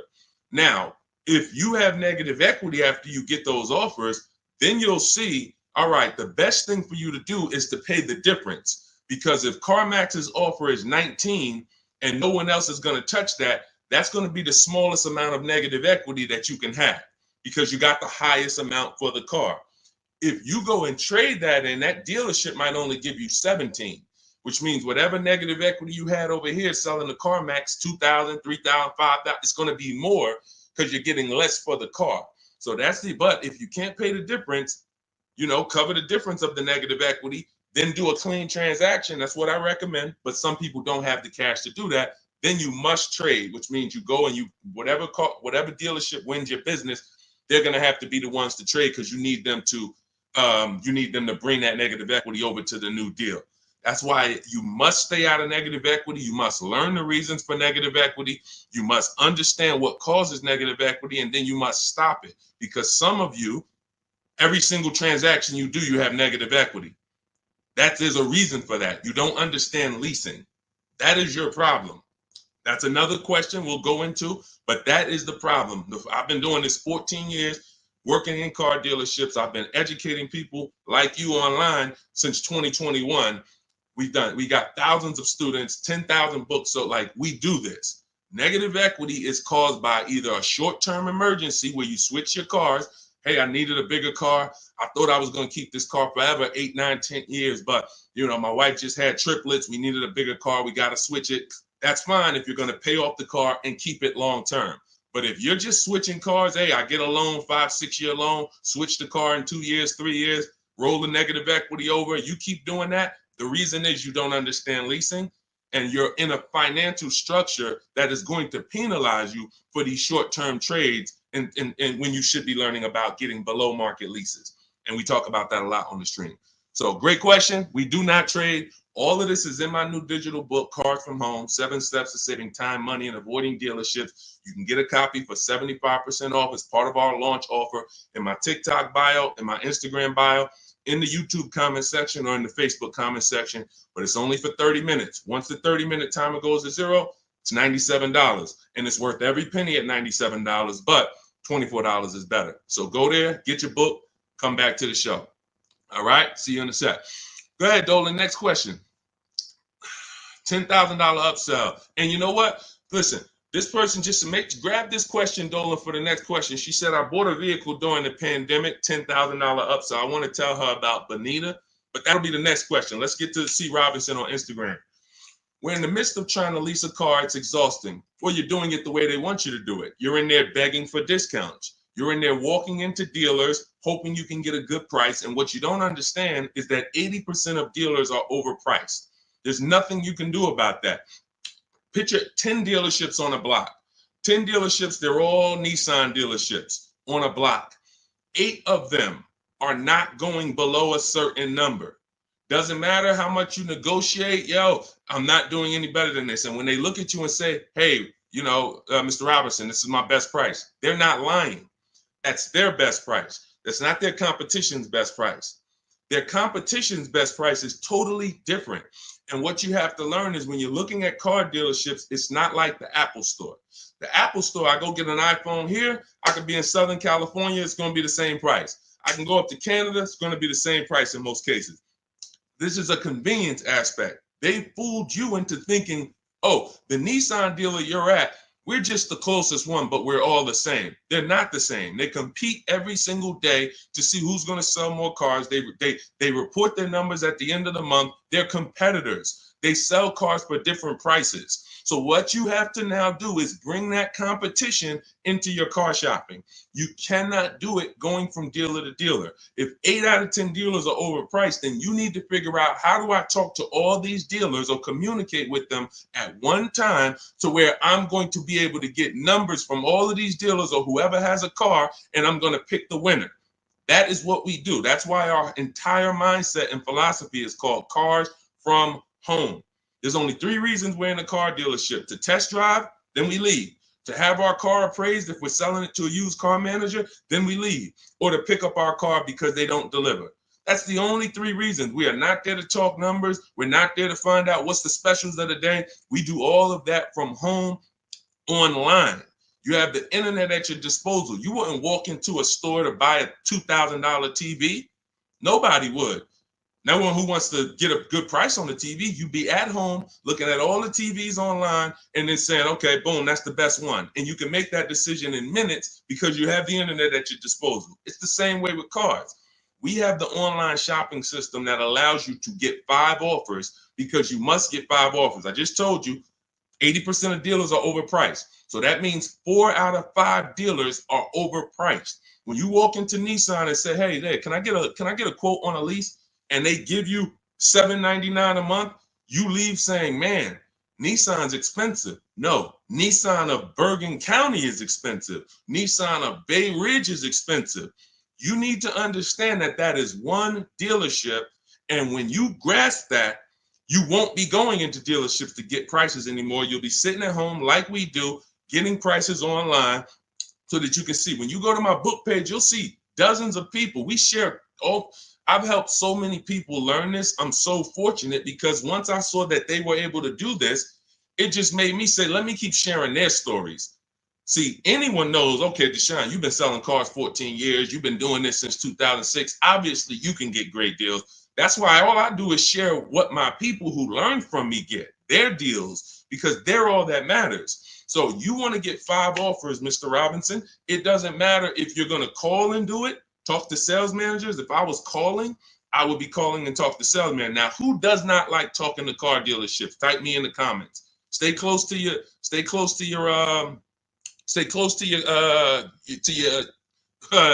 keyboard because I need to interact with you guys. Who does not like talking to car dealers? Because there are some people who do. When I was in Mercedes, it was some people who used to pop into the dealership every 2 months. They just come in. Hey, what are you doing here? And they're like, it's just, they get a thrill out of it. But if you don't like talking to car salesmen, type me or type hate it. I would only talk to managers if I enjoyed talking to car dealerships. I would only talk to managers if I enjoyed it. I would never be talking to car salesmen about a car deal. I would only talk to managers. That's one way to do it. But it's not as easy as our way. Now, if you're not going to use my book, talk to managers. Talk to managers. You must get 5 offers because then you're going to see how the heck is the same car, same $35,000 car. One dealership's charging me $560, no money down. One dealership's charging me $490, no money down. One dealership is charging me $395, no money down. How are these offers so different? because you're proving to yourself what I'm trying to tell you, which is 8 out of 10 are overpriced. That's their best offer. Charlie, that you've been buying cars from for 17 years, you done sent your kids to him, he might not compete. He's happy as long as you keep coming in and letting him control your deal and saying, hey, hey, I made you a good deal. But once you start putting Charlie against the competitors, you're going to see Charlie was probably overcharging you all these years. And he's happy as long as you don't shop. But everything we do is by email. We do not talk to car salesmen. Everything we do is by email. In my book, I have scripts, templates. They're all email scripts. I'm not giving you script. Hey, don't ever say you don't have a trade-in. All of this stuff they've been trying to teach y'all since 2009 that never worked, that still had you having a horrible experience. We don't do that. I'm not teaching you to go negotiate with someone who negotiates 3 times a day, 5 days a week. I'm not going to do that. But what I am going to do is teach you what to say by email to everything they're going to say to move the conversation forward with multiple dealerships at once so you can get 5 to 7 offers. That's why in my book, step 5 is called the 25 to 5, where we connect with 25 dealers online. We do it in 20 minutes, and you use my email scripts to move the conversation forward to get 5 to 7 offers. Once you get 5 to 7 offers, you're going to see the best one. You make your deal in literally minutes. This will take you 90 minutes. This is so simple to do. That old way you'll never go back to. That's the system for buying new cars and leases. Shopping for used cars is different. We still don't talk to salesmen, but it's a different system because we use the marketplaces. But that's your problem with shopping for a lease right now, C. Robertson. You are in the wrong places, talking to the wrong people, trying to beg for discounts when you need to step out of that and start making dealers bid. That's all in my new digital book, Cars from Home, 7 Steps to Saving Time, Money, and Avoiding Dealerships. It's the whole blueprint, step by step. You can't mess it up. We got grandmothers, single mothers, introverts. Doesn't matter. You cannot mess it up. So get your copy for 75% off in my TikTok bio, my Instagram bio, the YouTube comment section, or the Facebook comment section. Only for 30 minutes. Use it. You'll never have these problems again. Go ahead, Dolan. Next question. Great question. Let's go. Negative equity. Can I still get a good trade? Not necessarily. This person has negative equity and they're asking, can I still get a trade in value? I told you the first thing you want to do with negative equity is make sure you're getting the most money for your car. That's super important because if you could have gotten 18 for your car, but you're looking at 16 and you're saying, okay, based on 16, I have $4,000 of negative equity. Well, if you got 18, you'd have 2,000 of negative equity. So part of this entire transaction, which I call the equity assessment, is making sure that I have found the buyers who will cut me a cash check and pay the most money. I do not go into dealerships and have them look at me and say, yeah, well, based on what we could pay, you got about 8,000 negative equity. Again, you're not going to pay more money than CarMax, Driveway, Carvana, Kelly's Blue Book Instant Cash Offer, AutoNation, and Car Guru, Sell My Car. These are 6 offers, and these are people who every day they are fighting to buy vehicles. These are the people you want to be selling your cars to. People who every day all they do is get up and buy cars. People coming in there, hey, I'm here to pick up my check. They inspect the car, go into the accounting department, cut the check. Thank you, sir. Take off the license plate. Next. This is what they do. They're not trying to sell you a car. They're trying to buy cars. That's why we want to put our car in that market. So that's the first thing. Now, when you look at that, I have 2 strategies in my book for negative equity, and then a third one that doesn't lead to a car, because there's only 2 things that I've seen that stop people from getting cars depending on their situation. Credit is too bad, negative equity is too high, and they can't transfer it. We had people, I remember I was at the dealership, I'm at Mercedes, I got people with 800 credit scores not getting a car. They could afford it, can't transfer it. The bank's not going to approve it. They got 10,000 in negative equity. They're trying to roll it over to a $40,000 car, and they're trying to do no money down. So they want to finance the tax. They want to roll in the tax, the fees, and the negative equity. Bank's not doing it. That is how you could not get a car with negative equity. But there's 2 situations where you can. First one is if you can pay that difference. I already mentioned that. You get your 6 offers: Driveway, Carvana, Kelly's Blue Book Instant Cash Offer, CarMax, Carvana, Kelly's Blue Book Instant Cash Offer, Driveway, and Car Gurus and AutoNation Sell My Car. 6 offers. If you can pay the difference, do it, because now you got a clean transaction. Now there's no baggage. I'm going in to shop for my car. Now, you have to time your transactions. In the book, I teach you how to time the transaction. You're not selling the car to them right away because you got to go find your car first. But here's another great thing about these companies.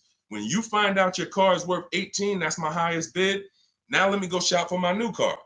I'm going to keep y'all right there. I might not sell my car to y'all for 30 more days or 45 more days, but y'all going to be right there. They're not going to be like, hey, we only want to buy the car today. If you don't sell it to us today, we don't want it. No, they're going to be there in 30 days. Now, the offer might change a little. I always say you run it again every 2 weeks.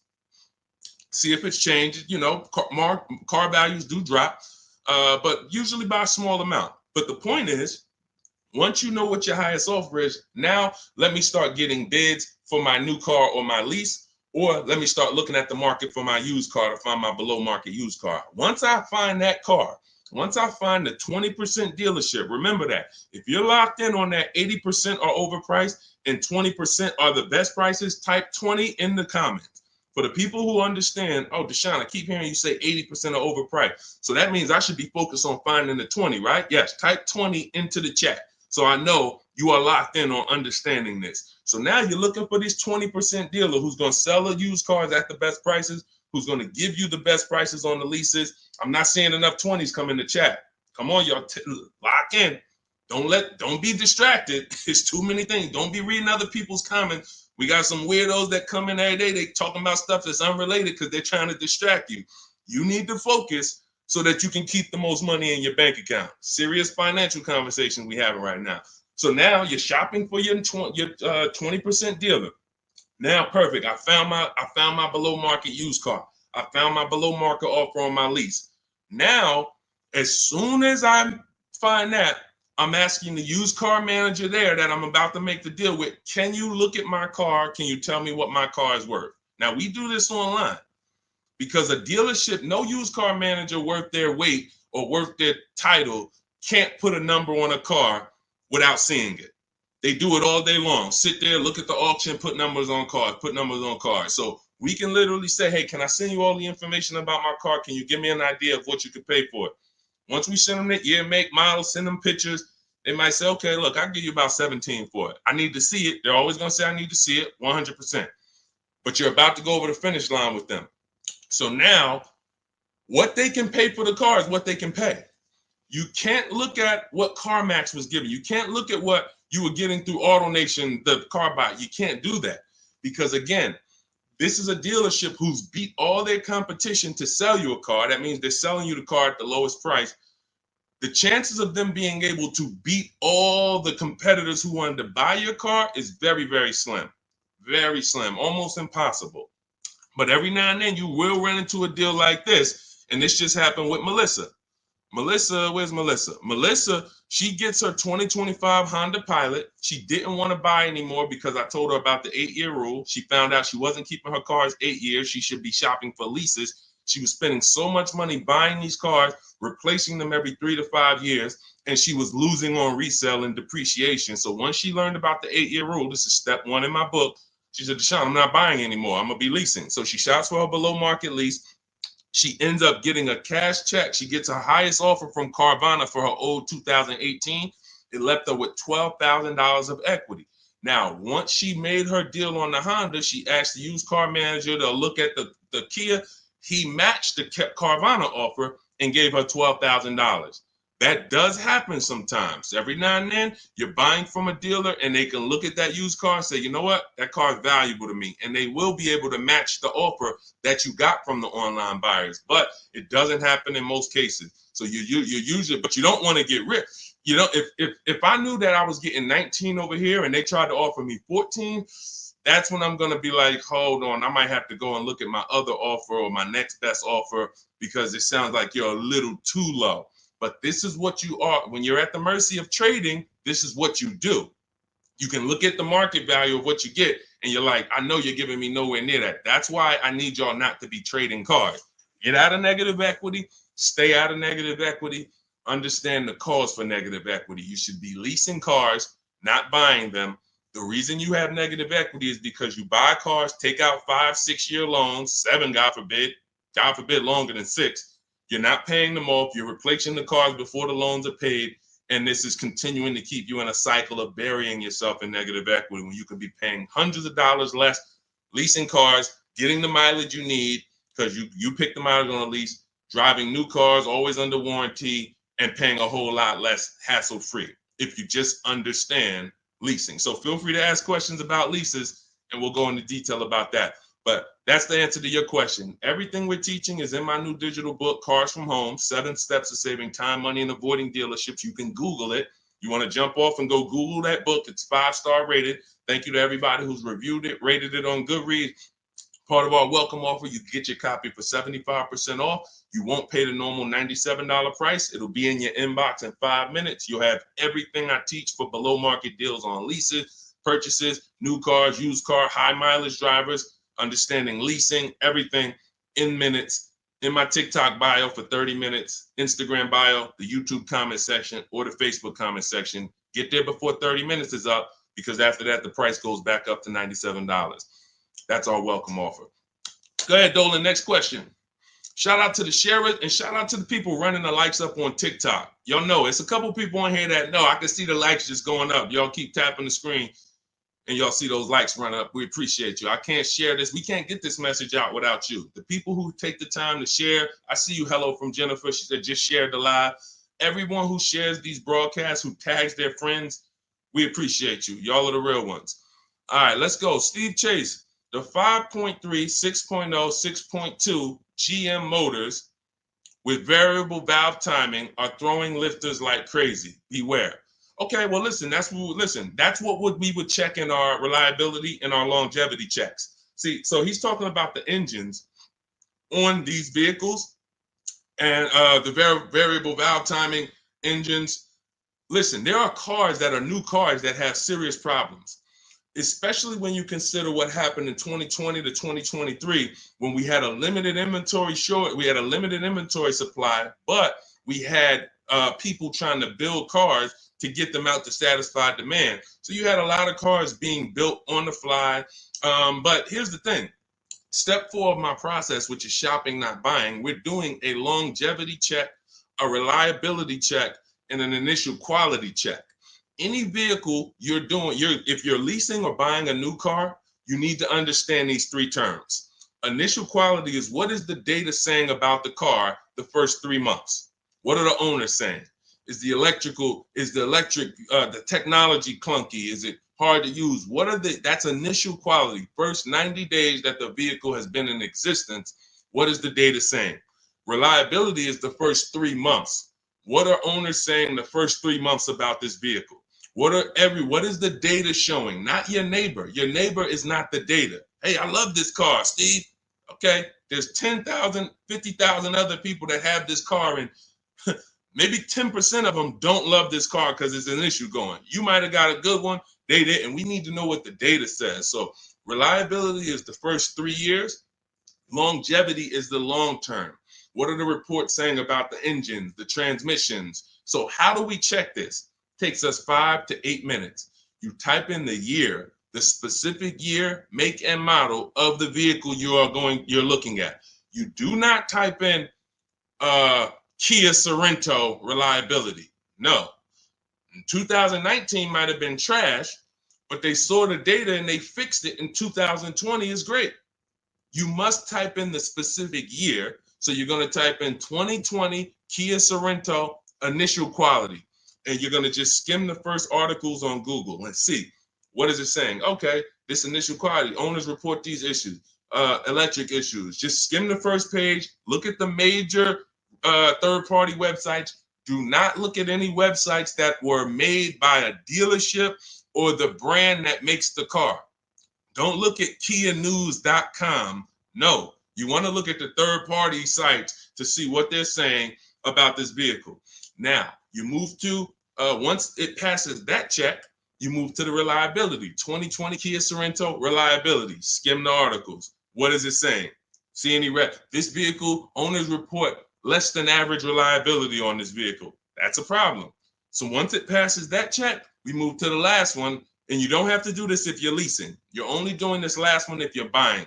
2020 Kia Sorento, longevity. That's going to tell you right at the top. Owners report these engines last 80, 90,000, transmission issues, 80, 90,000 miles. Or sometimes you'll see right at the top, these vehicles last 200 to 300,000 miles when taken care of, well maintained. That's a great sign. Now, how do we make sure that the vehicle's been well maintained? That's a different issue. We talked about that a little earlier. This is how we do it with service records and all of that. But you must check what Steve is talking about is the DNA of the vehicle. That's what I call the DNA of the vehicle. An engine that they made, a transmission that they made, a steering system that they made. It's either good, great, or bad. If you got problems, you can't change the steering. You can't find one that was well maintained and taken care of and say, all right, great. Now I don't have to worry about those issues. Yes, you do, because they made the car like that. They made it with a bad steering system. They made it with a bad transmission. So when you do that, this is step 4 in my book, Cars from Home, 7 Steps to Saving Time, Money, and Avoiding Dealership. Step 7 is delivery. But step 1, most important question, leasing versus buying. We go into that. Step 2 is the equity assessment to make sure we get more for our vehicle, for our old replacement car. And that includes leases. Some of you didn't know you could sell leases. We've been doing it for 3-4 years, teaching people how to do it. That's in the equity assessment step. Step 3, we structure our deal. Step 4 is called shopping, not buying. Step 5 is multiple offers and multiple options. We're in the market. Step 6 is paperwork and protection. Step 7 is delivery. So step 4 is where we make sure we're not getting bad cars with bad engines, Steve. So the warnings is not there. If people are going to do what I just said, they're not going to be a victim of what you just said. If they're not, yeah, they'll end up with a car that's in the shop every 6 months. And that was an easily avoidable problem. So you can get your copy of my digital book in my TikTok bio, my Instagram bio, Facebook comments, or the YouTube comments for 30 minutes only. You get 75% off as part of our welcome offer. Go download your book. It'll be in your inbox. Make sure as soon as you get your book, you screenshot the thank you page. Right on the thank you page, it says click below to open your book. And I'm sending you another copy by email. But every now and then you type your email in wrong. You don't, and we can't send an email to a wrong email. So make sure you screenshot, get my support team's email. Just in case you type your email wrong, we can make sure you get your book. All right. Great concern, Steve. That's how we address it. Yeah, Dolan, pull the next question in. All right, great questions today. I'm loving these questions. What's going on, Duchess of Kings? I probably butchered that. Forgive me. Should I sell Hyundai Sonata that is highly stolen vehicle? I'm not understanding that question. Should you sell the Hyundai Sonata, which is a highly stolen vehicle? You're gonna have to, try to clarify that question. Now, Dolan, there was a question on TikTok I mentioned earlier about somebody who said they bought a car during the pandemic, a $10,000 upsell. It's from Hey, it's Elmo. Okay, perfect. Hey, it's Elmo says, I bought a car during the pandemic, $10,000 upsell. This is the sad part about what happened during the pandemic. They made you think that everyone was selling cars at those prices. And that's where I birthed the system that I teach about making dealers bid so that you can see that 80% of the dealers, even back then, were overpriced. I had friends in the car business, still do that, with managers that I was calling during those times. And we were talking about what dealers were doing. And it was like, some of them were disgusted with it. Very, very few of them were moving like that. They were selling at list price. Very few were giving discounts, but no one was charging $5,000, $10,000 over sticker. So I knew that. And my mission was to teach people back then that you have to get bids from multiple dealers, because the 80% who you guys know are the overpriced dealers. If you've been on this stream, 80% of dealers are overpriced, 8 out of 10. If there's 8 Kia dealerships on the road, 8 of them, no matter how much you negotiate, are never going to be as low as the other 2. The other 2 are the competitor. They want to beat their competition. They don't care if they make $1,000 profit on a deal. As long as they're beating their competitors, they want to do it. These other dealers will be like, hey, I need to make at least $4,000 on this car. I'm not selling it. That's what you're dealing with. And they're not giving you the rebate. So all of this stuff happened during the pandemic because people didn't know how to shop. So one of the most popular vehicles during the pandemic was this vehicle I'm showing on YouTube, Facebook, and Instagram. It's the Kia Telluride.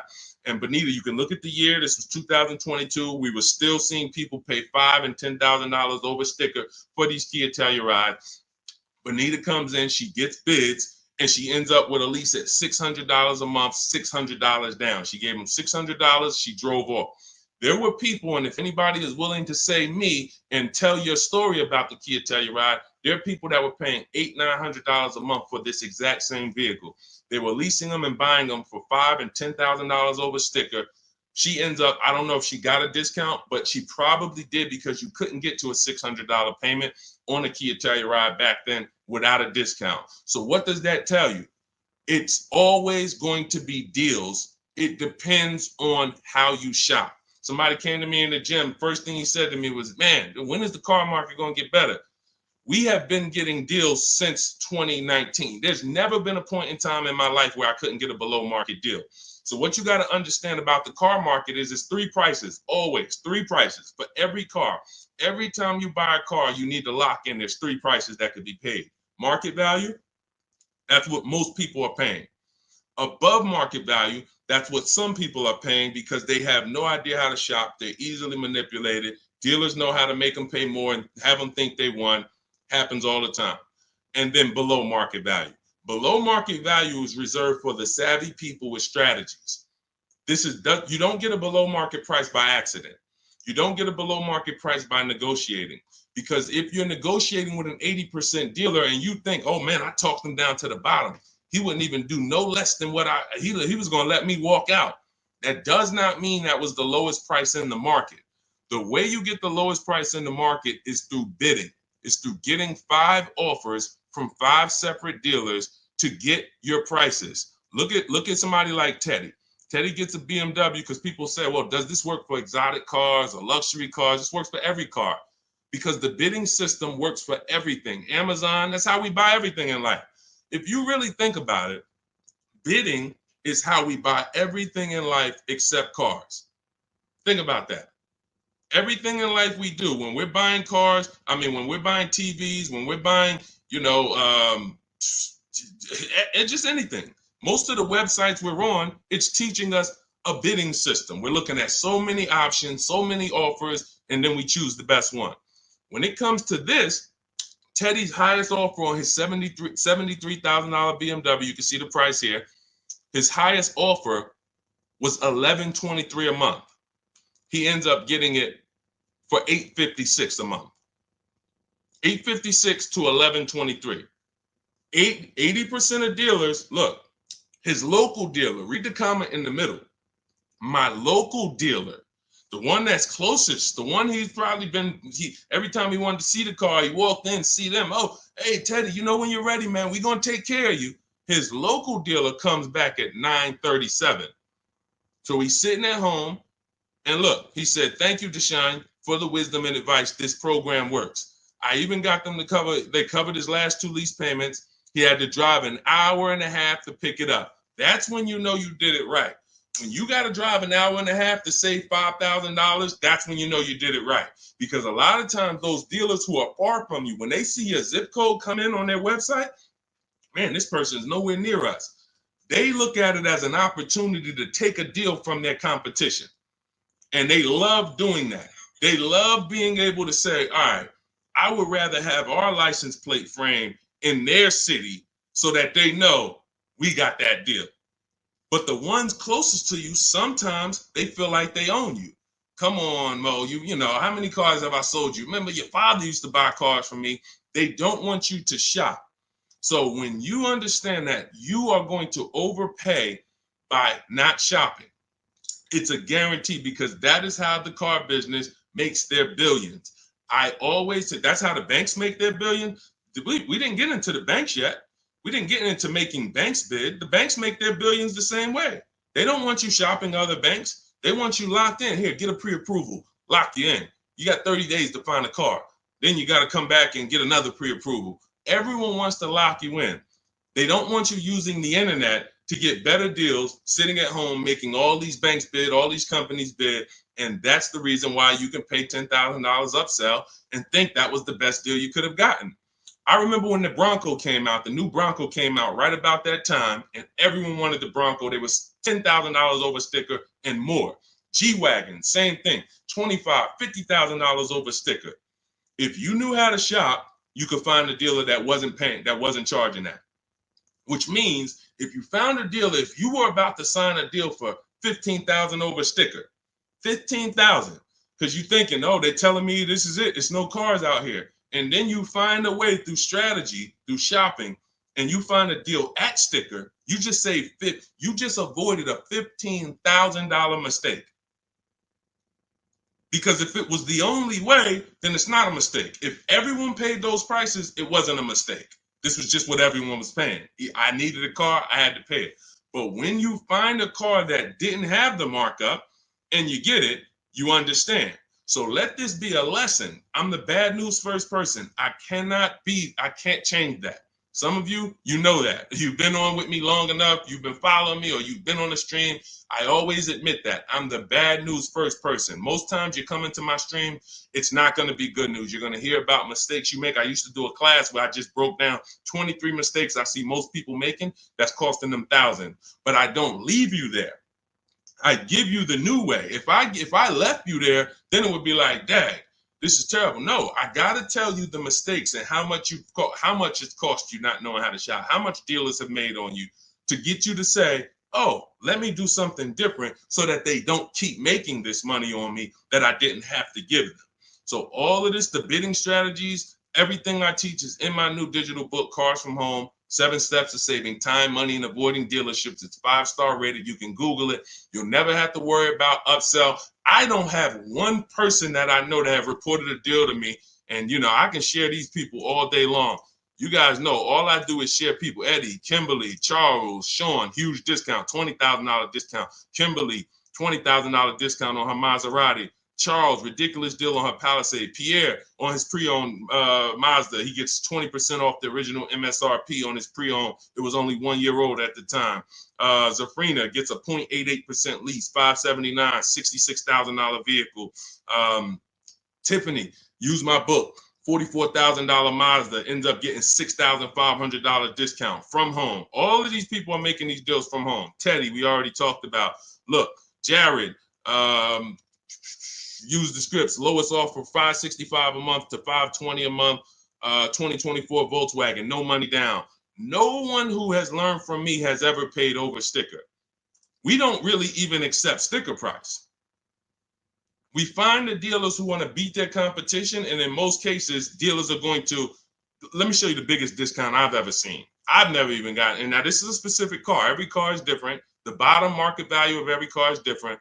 But Milligan, she got the biggest discount I've ever seen on any car. Hold on. Milligan, a couple days ago, she got a Mercedes. She got a 2024 Mercedes EQE. It was a $79,000 vehicle. You can see it if you zoom in. Her adjusted price was $51,300. From $79,000 to $51,000. Some of you know someone who has this vehicle. If you didn't get, this is how feeling for the bottom is a losing strategy. You might have thought you did good. Deshone, I got that same vehicle. I got the EQE. I got $10,000 off. I thought I won. Milligan got $27,000 off. Let that sink in. You can't feel for the bottom. You can only have dealers bid to find the bottom. You don't know what the bottom is. They want you to think you won. Hey, you got 10,000. Ain't that good enough? Yeah, I guess. I never got 10,000 off a car before. If this particular case, you would have lost $17,000 overpayment. So this is what bidding gets you. You want to learn to make people bid and stop negotiating with one dealer or two dealers. It's a losing strategy. All right, go ahead, Dolan. Next question. Great questions today. Keep them coming. Keep them coming. Dang, y'all running the likes up on TikTok. Thank you so much. We on 2 TikTok channels right now, if y'all didn't know. Every time y'all hear something y'all like, y'all keep running those likes up, man. I appreciate it. That really matters. And shout out to the people who shared, who tagged somebody. If you haven't tagged your best friend into the broadcast, I got to question what type of friend you are. Your best friend out here right now, car shop, and you don't even know it. And you getting all this gold and you haven't tagged them in. What's up, Tracy on TikTok? Lease is up in 2 months. Use the private broker. How do I know if he gives a good deal? Great question. Most brokers are ripping you off. And here's the thing, they're controlling your deal. They're not bad people. They're just about the profit. So as a broker, we work on trust. When I was a broker, it was a trust system.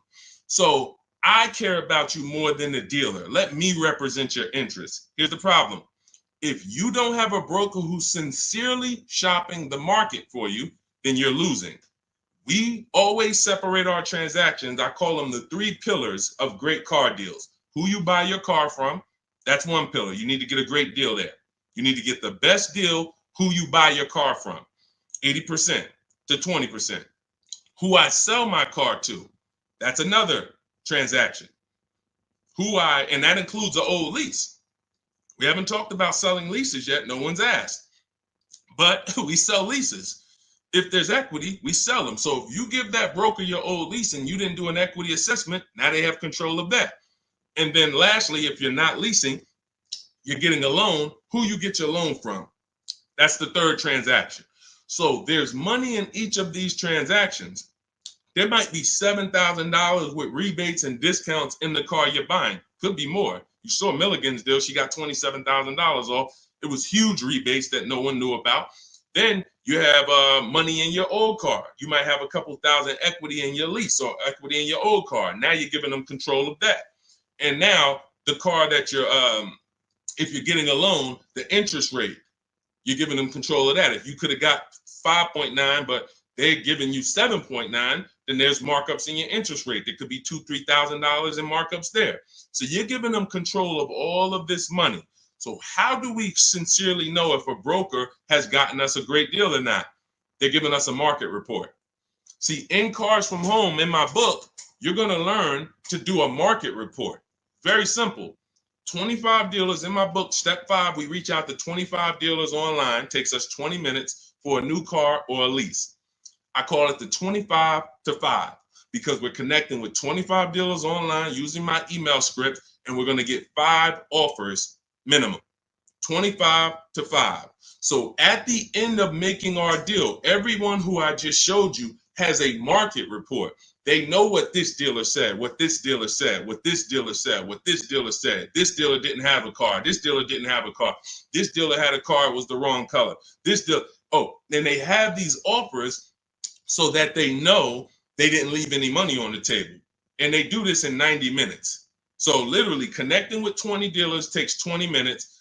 Using my scripts and all my copy and paste stuff takes 90 minutes to make these deals online. And we know that we didn't overpay. If you're buying your new car, you're looking at all these offers, you guarantee I didn't overpay. If you're getting your selling your old car, what are the numbers from CarMax, Kelly's Blue Book, Instant Cash Offer, Carvana, Driveway, AutoNation, and Car Gurus? What are those 6 offers? If the broker didn't tell you this is what the 6 offers are, this is what your offers are for your old car, they usually have a wholesaler that buys the cars from them. Hey, this person wants to sell a car. Hey, what could you pay me? And then this wholesaler cuts them a check for $1,000, $1,500, $2,000, and then they take the car. They're using their network. They're not taking you to the market. That's the problem with brokers.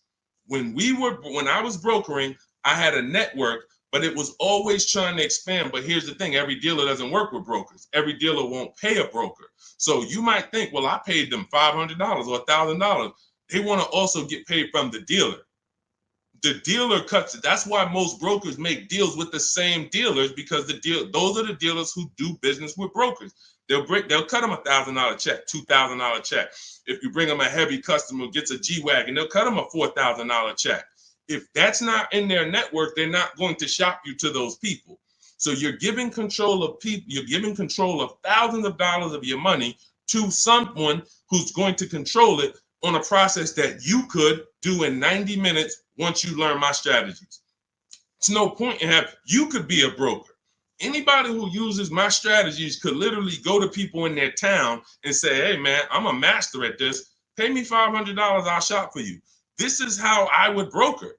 I would be getting reports. If I was shopping for a used car, using my strategies in my book, the multiple marketplace strategy, you're able to see the low side of the market. I teach you how to assess what are the low side, what's the high side. I teach you how to narrow it down to your top 3 to 5 choices. I teach you how to get the new car price so you know what the real discount is and what the real equipment is. You could give that to a customer. They'll be like, no one's ever done this for me. That was worth every bit of the $500 I paid you, $700 I paid you. But if a broker is not doing that and giving you a transparent spreadsheet of offers, then they just controlled your deal, sold it to their network, and collected the biggest check for you, for themselves. That's how it works. So get your copy of Cars from Home, my new digital book, 7 steps to saving time, money, and avoiding dealerships. Part of our welcome offer. You get it for 75% off. It'll be in your inbox in literally minutes. You can go to my TikTok bio, my Instagram bio, click the website, or my Facebook comments, or my YouTube comments. Click the website to activate your 75% off. Get your book. You'll have all my strategies for below market leases, paying less than everyone for new cars, used cars, how to get quality cars, high mileage drivers. We got a lot of questions that haven't been asked today. High mileage, selling leases, all of this stuff we haven't talked about. That's all in there step by step to make sure you pay less than everyone else and you do it from home without having to negotiate or beg or have down payments or any of the stuff that they want you to think you need. But after you get your book, make sure you screenshot the thank you page because it has my support email on there as my team. In case you type your email wrong, we'll make sure you get your book. We can't send the book to a wrong email. Also, as soon as you get your book, you'll see a link below. It says click below to open your book because you might want to just open it and save it right there to your computer and then come back to the stream. But go get your book. It's part of our welcome offer, but it's only for 30 minutes. Once the 30-minute timer is up, price of the book goes back up to $97. And some of you knowing what you know, knowing what we've covered in this stream so far, you understand the book is worth every bit of $97. It's worth more than that. That's a book that I could actually sell for $297. And the people who get it would be like, this book was worth every bit of the $297. So even if you miss the 30-minute timer and it's $97, it's worth every penny. But you need to get your book if you don't want to bother remembering this or whatever. It's my whole blueprint. And Google it. Google it if you want to hear from your peers about how great the book is. Thank you to everyone who's reviewed it, everyone who rated it. It really matters. All right. Goody from TikTok. Does your book explain how to find out if dealership has rebates? So a dealership doesn't have rebates. The manufacturer has rebates. See, they make you think we have a military deal. We have rebates. No, it goes to the region because the manufacturer has to keep the dealerships competitive. So he can't give one Jeep dealer $2,000 rebate without giving it to the other Jeep dealers. It doesn't come from the dealership. It comes from the manufacturer. This is a clue for you to understand that one dealer can't do something another dealer can't do. If one dealer who earned your business, when you use this bidding system and you start getting at least 5 offers for cars, beats everyone else, you'll see, wow, they're taking off $10,000. These other dealers wouldn't take off no more than $5,000.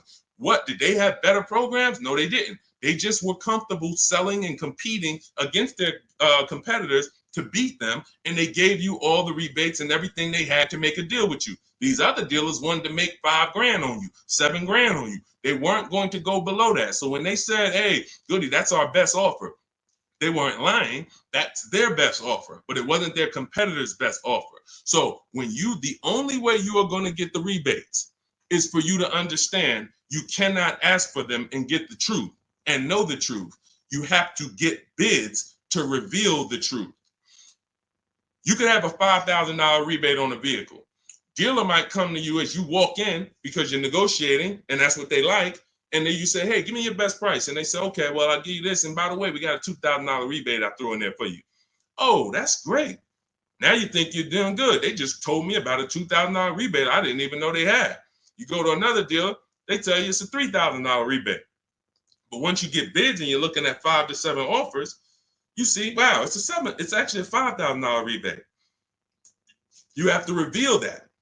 We had a woman in California, Shonda, she was buying a Volvo XC60 or XC90 at the time.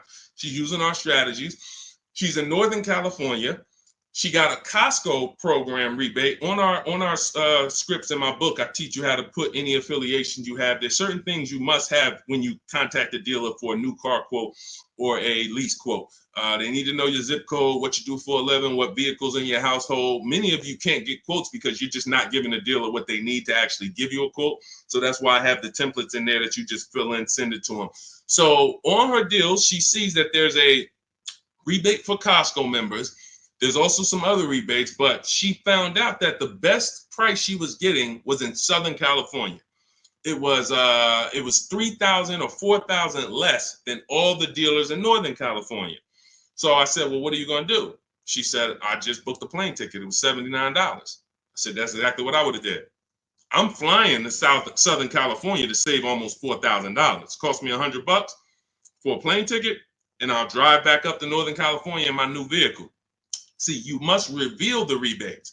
Dealers will tell you there's 5,000, there's 8,000, but if you're dealing with an 80% dealer, and all of you who've been on the stream, you know the 80% of dealers are overpriced. We've already talked about the 80 and 20. Out of 10 Volvo dealerships, 8 of them are going to be overpriced. No matter how much you negotiate, you can't win. You're never going to get a below market price from the 80%. But the 20% are going to reveal what the true rebates are. They're going to reveal what they have to work with. They're going to, if they have $5,000 of negotiating room and they're trying to beat their competition, they're going to give you like $4,000 of that plus the rebates. They don't care if they're only making $1,000 on the deal because they want to sell the car and beat their competition. The other dealers, the 80%, they're not there. We're not making less than $5,000. We're not doing the deal. And that's it. We'll sell it to somebody else. We'll sell it to somebody else who doesn't know how to shop. We'll sell it to someone else who walks in and tries to negotiate with us. We'll sell it to somebody else who doesn't make us compete against competitors. We're not going that low to earn your business, Mr. Goody. So that's okay. That's why we sit at home. We talk, we communicate with not just them, but with all of their competitors. That's why the strategy in step 5 is called the 25 to 5. You're going to be connecting with 25 dealers in 20 minutes using my email scripts to get 5 to 7 offers. And next thing you know, you found the highest offer, the best offer, and it might be an hour and a half away. Look at Sean's deal where he saved $20,000 on his F-150 Lightning. Some of you may know someone who has this vehicle. Didn't save 20 grand off of it. Look, he said $73,000 F-150 Lightning. He ends up getting $49.90 discount plus $15,500 in rebates. Now, I go to him and I said, look, because some of you would have been like, wow, that sounds like a good deal. We need to go and take that deal. But here's what I had to ask him. I had to ask him, if you don't know, if you haven't seen the other offers, we don't know for sure this is the best deal. We don't know for sure this is the best deal because what if you could have been Milligan and you could have got $27,000 off? Type dollar signs if you want all the money off. Type all the money if you want all the money. If you would be mad saving 20,000 because you could have saved 27, if that extra 7,000 would make you mad, would bother you, you didn't get that, type all the money. Type dollar signs if you like Deshone. Yeah, I don't care if I'm getting 20. If I could have got 27, I want the 27. So this is how we prevent that. You must get offers to find out. So the $15,500 discount from Sean is we don't know it's the best offer until we look at the other offers. Now let me find the clip where he explained how he had to go outside his state. Hold on, I got a lot of pictures here. He had to go outside his state to actually get the best offer. Hold on. Here we go, right here. He says, I guess I could have put a little more info on here. Yes, he said, I got about 15 quotes. I couldn't find anything under MSRP. I ended up expanding my search to 150 miles outside my area to find this deal. I'm going to another state to pick this up, which is something I never would have thought before. And I can't see the rest because the comment's blocking it. So he was local minded like you. I'm just going to find the best deal locally. Once he starts using my systems and finding out, wait, I could talk to a dealer that's 200 miles away from me the same way I'm talking to a dealer that's 20 minutes away from me. He expands his search. The dealer who's in the next state over saves him 20 grand total, gives him all the rebates. He drives to the next state to pick it up. That is how you win. What's up, Aways? Good to see you. That is how you win. Local business is dead. That doesn't mean the local dealer won't win the bid, but they must win the bid. Car dealers are not your friends. Hey, you might have been, it's going to be hard for you if you've been inviting your car salesman to the barbecues and they know all your kids and all of that. The whole thing is trust. That's what they're basing it off of. And watch this. If they don't mind competing, you can still come to the barbecues.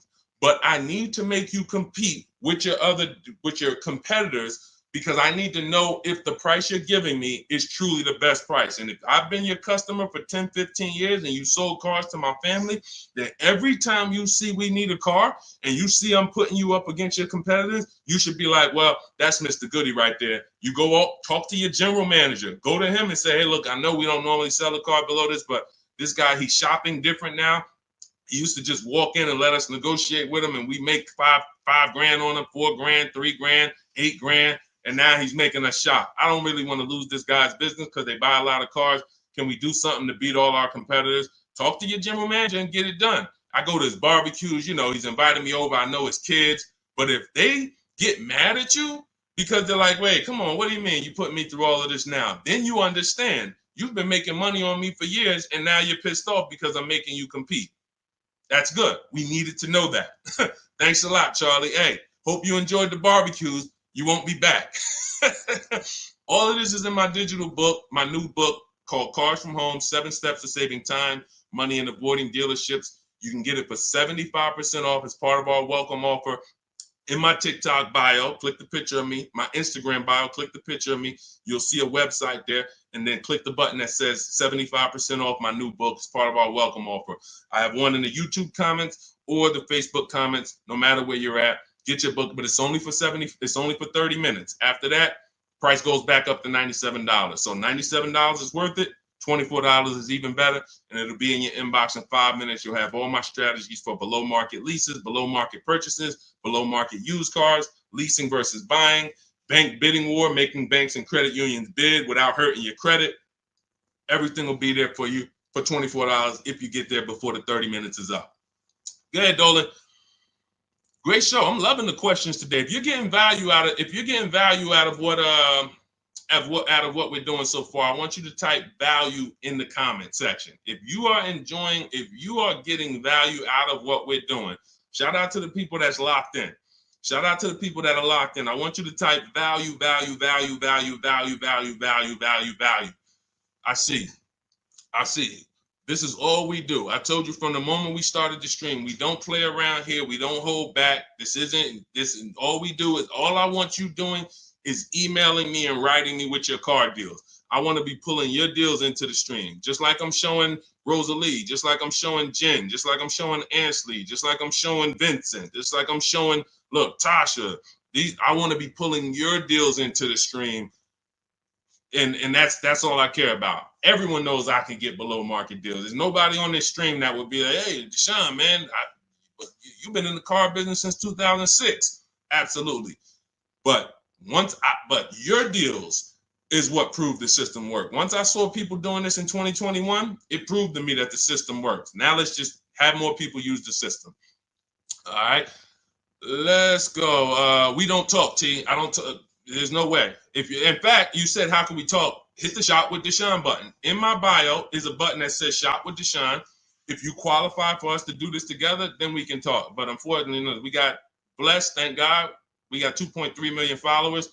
Everyone wants to buy a car. If I was talking to people, I'd be talking to people all day and we'd be getting things done slow.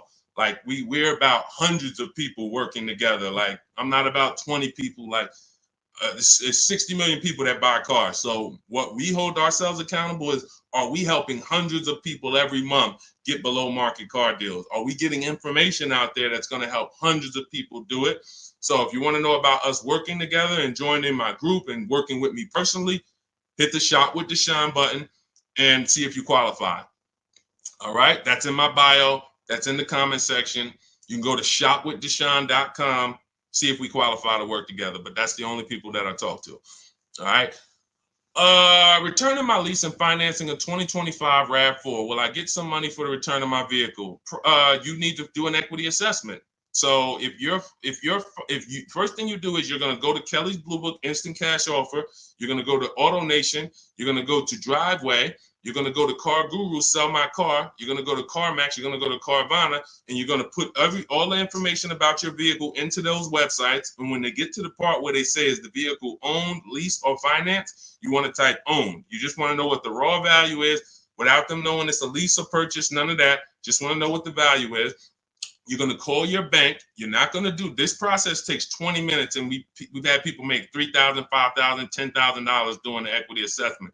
Don't be lazy with this. Call your bank, ask what your payoff is, and when you find out what your payoff is, compare it to the offers. And then you're going to ask, do I have a third-party restriction? The third-party restriction doesn't limit who you can. It doesn't limit your ability to sell. It limits who you can sell to. So if you are selling to a third party, that means you can sell to Carvana. You sell to CarMax. You don't want to buy your car and then resell it. We had a lot of people doing that during the pandemic. They were paying taxes and fees to buy, and they end up making little to no money. They literally were buying the car saying, oh, well, I could buy it for 20 and resell it to Carvana for 25. But when they bought it for 20, they had taxes, fees, and by the time they went to sell it, they only made $1,000. When we could have just bid that out to a used car manager, because again, the third party restriction doesn't limit your ability to sell. It limits who you can sell to. So in my book, in step 2, which is the equity assessment, I teach you how to do 3 different equity assessments depending on your situation. You're only going to do one, but there's 3 different types depending on your situation. One is a standard equity assessment. That means I own my vehicle or I finance it. So who didn't know that you can sell a car that you actually have a loan on? Type me. Some people thought, oh, I thought I had to wait for the title. You don't. You can sell a car you have a loan on. So that's the first equity assessment, own vehicles and finance vehicles. Second equity assessment is lease vehicles. Third equity assessment is leases with a third party restriction, and we bid it out to a used car manager. So these are the 3 ways we do an equity assessment to make sure we're not leaving any money on the table. And that's it. We've had people make thousands and thousands of dollars. And during the pandemic, it was even more because cars were worth $7,000 to $10,000 more than they were. So we had people making, I sold my Jeep Grand Cherokee lease. I made $9,000. I sold my mother's Mazda CX-5 lease back then, and she made $10,200. So that's all throughout my pages. I've helped people. People be like, yo, I made $7,000 using your strategies to sell leases. Yo, so we had plenty of people then. Now, values are normal again, but you do still have people that are making $2,000 and $4,000 depending on the resale value of your cars. This happens, and some of you low mileage people, you're like, Deshone, I signed up for 45,000 miles, but I only put 20,000 miles on it. Oh, you're going to sell the car, you're going to make money. So we're going to do that's the equity assessment. But here's what I'm also concerned about: you're going from a lease to a finance. You're not keeping your car 8 years. You should not be financing. You're going to pay a lot more. To lease a RAV4 might be $400, $500. To buy that same RAV4 with no money down is going to be probably $800. So you're going to put a whole bunch of money into this transaction to go into a purchase coming from a lease. Very rarely does that make financial sense because you have to have changed your lifestyle altogether. You have to go from, all right, instead of leasing and driving new cars for cents on the dollar, I'm going to go to a purchase. So here's what normally happens. You overpaid for your first lease. They charge you a ton of money on your first lease. You didn't realize that they were charging you a lot of money, and you think that's normal. You think, well, that's just what leases are. You're not doing these deals like Danielle, where you're driving $45,000 vehicle. She got a $44,000 Audi, and she's paying $550 a month. Or Greg, $56,000 Kia EV6. $527 a month, no money down. All of these are no money down deals. You can read the comments if you're on Facebook, if you're on YouTube, screenshot the comments. Look, Maserati, Kimberly's Maserati, $91,000 vehicle, first month's payment. Look, down payment, first month's payment only, $944 a month. That's a 1% lease. Look, Charles, Palisade lease, $48,000 vehicle, $597 a month, no money down. Look, Zafrina, $66,000 Jeep Grand Cherokee, $579 a month. You're not doing leases like this. They overcharged you for your lease. You overpaid for it. And now you're like, well, I might as well buy the car. I've had people say that on comments. Well, leasing, it costs the same amount to buy. Well, you just overpaid for your leases and you think that that's normal. So now you're comparing overpaying for leases to buying. And yeah, it might be a similar price. But you compare these deals, look, Zafrina's 0.88% lease, $65,000 vehicle, that would normally be $1,300 a month to finance, $1,200 a month if she went in there with no money down to finance that. So I'm big, besides the actual returning of the lease and that equity assessment, I'm more concerned about why you're switching from a lease to a finance.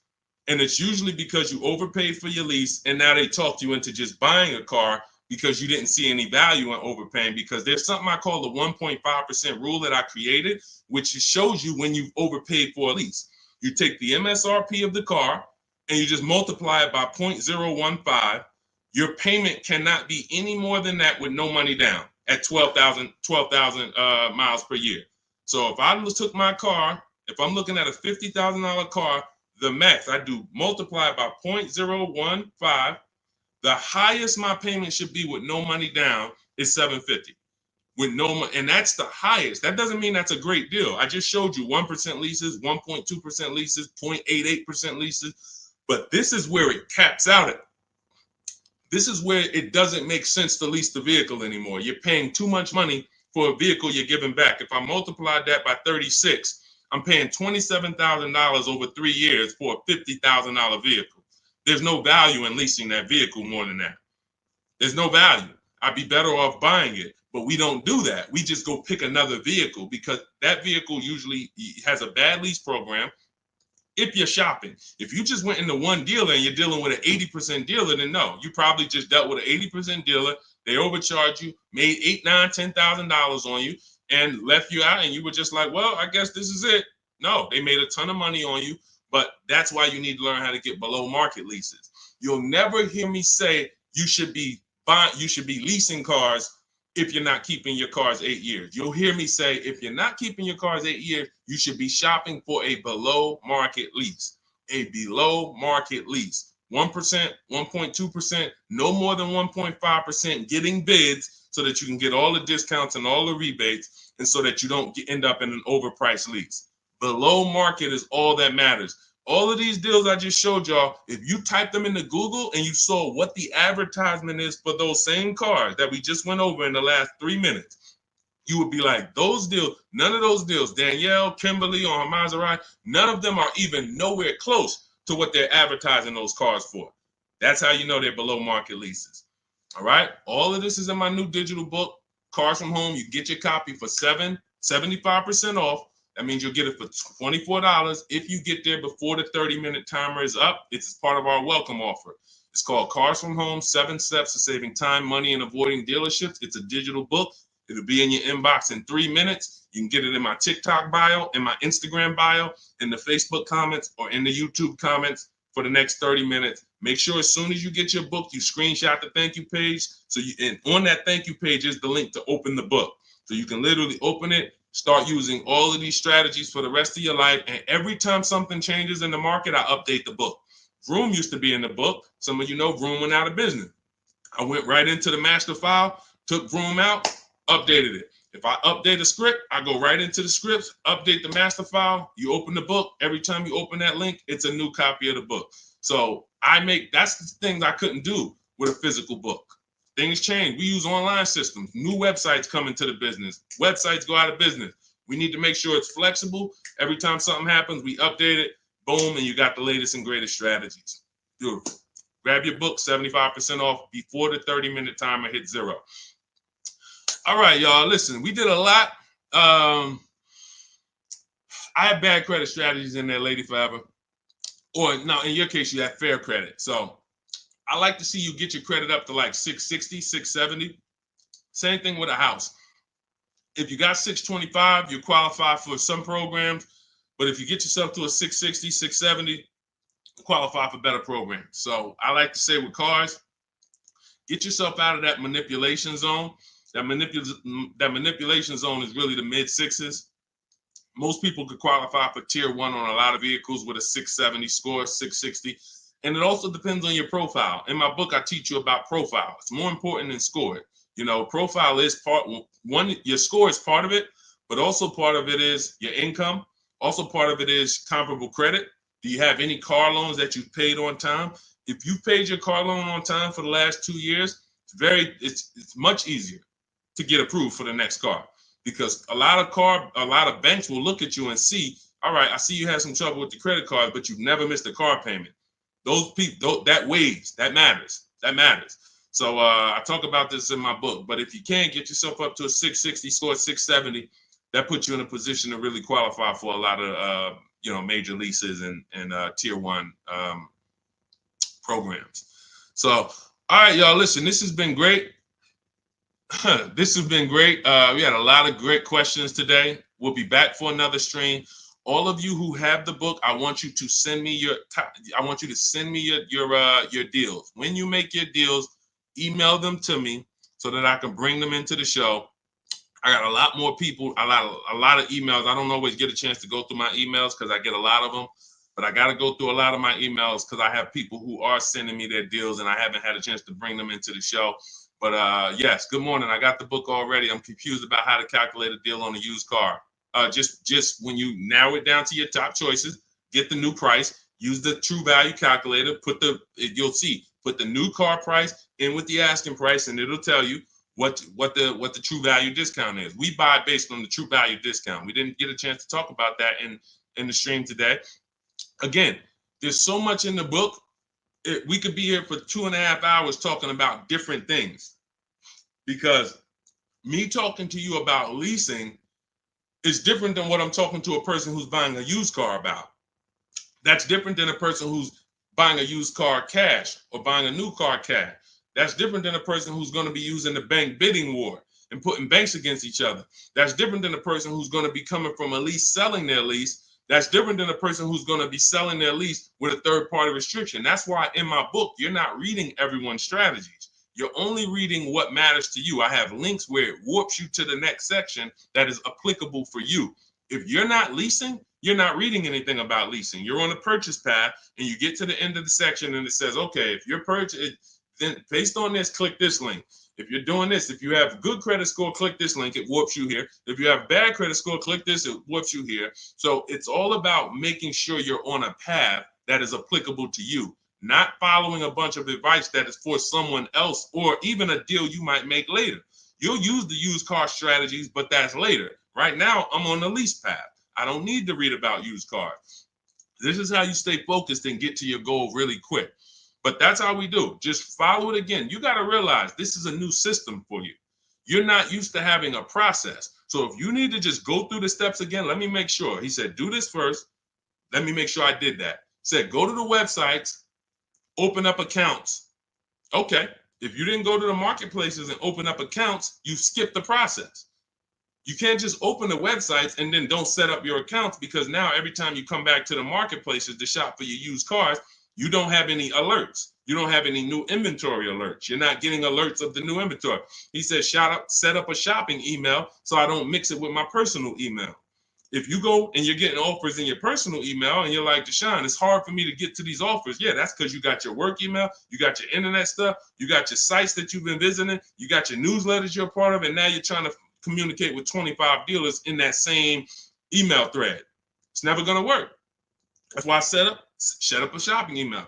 I say set up a Google Voice.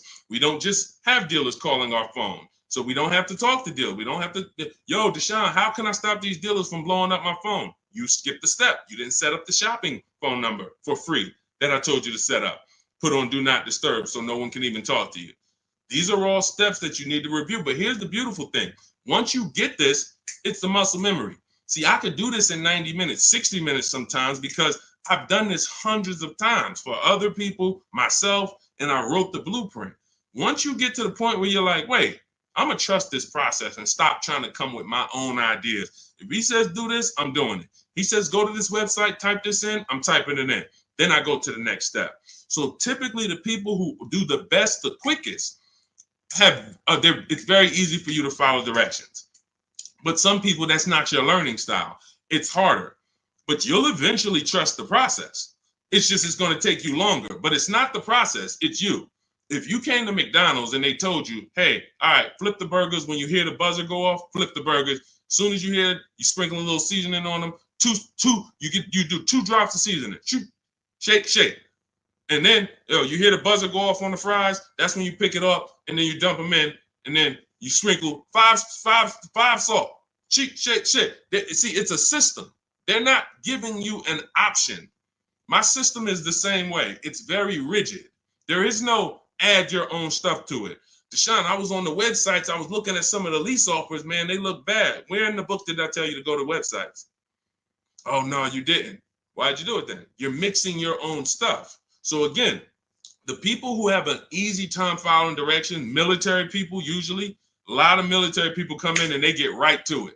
They're like, Deshone, like I had one girl tell me, she's like, I'm in the military. So as soon as I saw the directions, I'm just trained to follow. That's how I got to it quick. But some of you, it's going to take you a little while because you're an overthinker. That's okay. You'll realize once you get the deal done, you'll be like, man, I could have did this in 2 hours. It took me 5 hours because I just was overthinking. I'm doing stuff that he ain't say do. And that's the beautiful part. Because next time you get a car, you'll think less. You'll be like, all right, let me trust this system now. Third time you get a car, you're a master. Now it's like, all right, boom, boom, boom, boom, boom. That's the process. So get on the train. Get your copy of Cars from Home, 7 Steps to Saving Time, Money, and Avoiding Dealerships. It's a digital book, so it'll be in your inbox in 3 minutes. You can start using these strategies for the rest of your life, sharing them with your families, shopping empowered, making dealers and banks bid. You're no longer begging for deals. You're no longer spending an hour in a dealership. My God, I've gotten so many cars. I've never spent an hour in a dealership. Since 2015, I have not spent 1 hour in a car dealership to get a car, not one. And I show you my car deals, I talk about them, I pay less than everyone. Unless you were using my strategies, then we'll probably pay the same amount. But as far as the cars I get, every lease I've gotten, ridiculous. 1% leases, never had to be in a car dealership. So you could say goodbye to Deshone, I never got to spend more than an hour you never spend more than 30 minutes in a car dealership again. That's just what we do. That's just, the system proves it. So go read the book. Go get your copy, 75% off in my TikTok bio, my Instagram bio, the Facebook comment, or the YouTube comments. Click the link and then click the button that says 75% off. Welcome offer. Make sure you get there before the 30 minutes is up. All right, we'll be back. We will be back to talk more. But everyone who got the book, I will see you in the book because you'll be linking the videos with me. You'll see I got a bunch of surprises in there. So go get your book, and I'll see you all on the next stream. God bless you.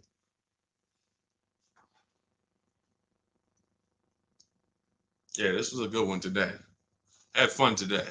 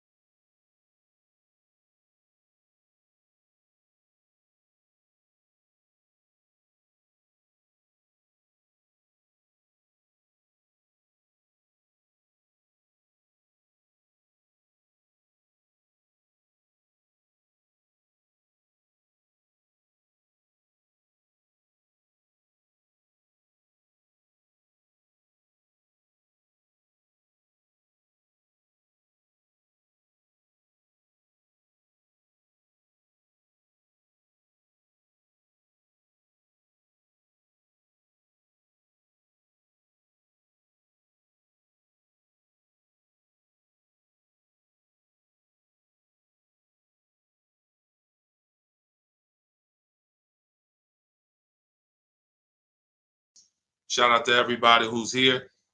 We're about to start our car shopping questions and answers live. We'll be answering as many questions about car shopping, leasing, buying, pre-owned cars as we can in about an hour.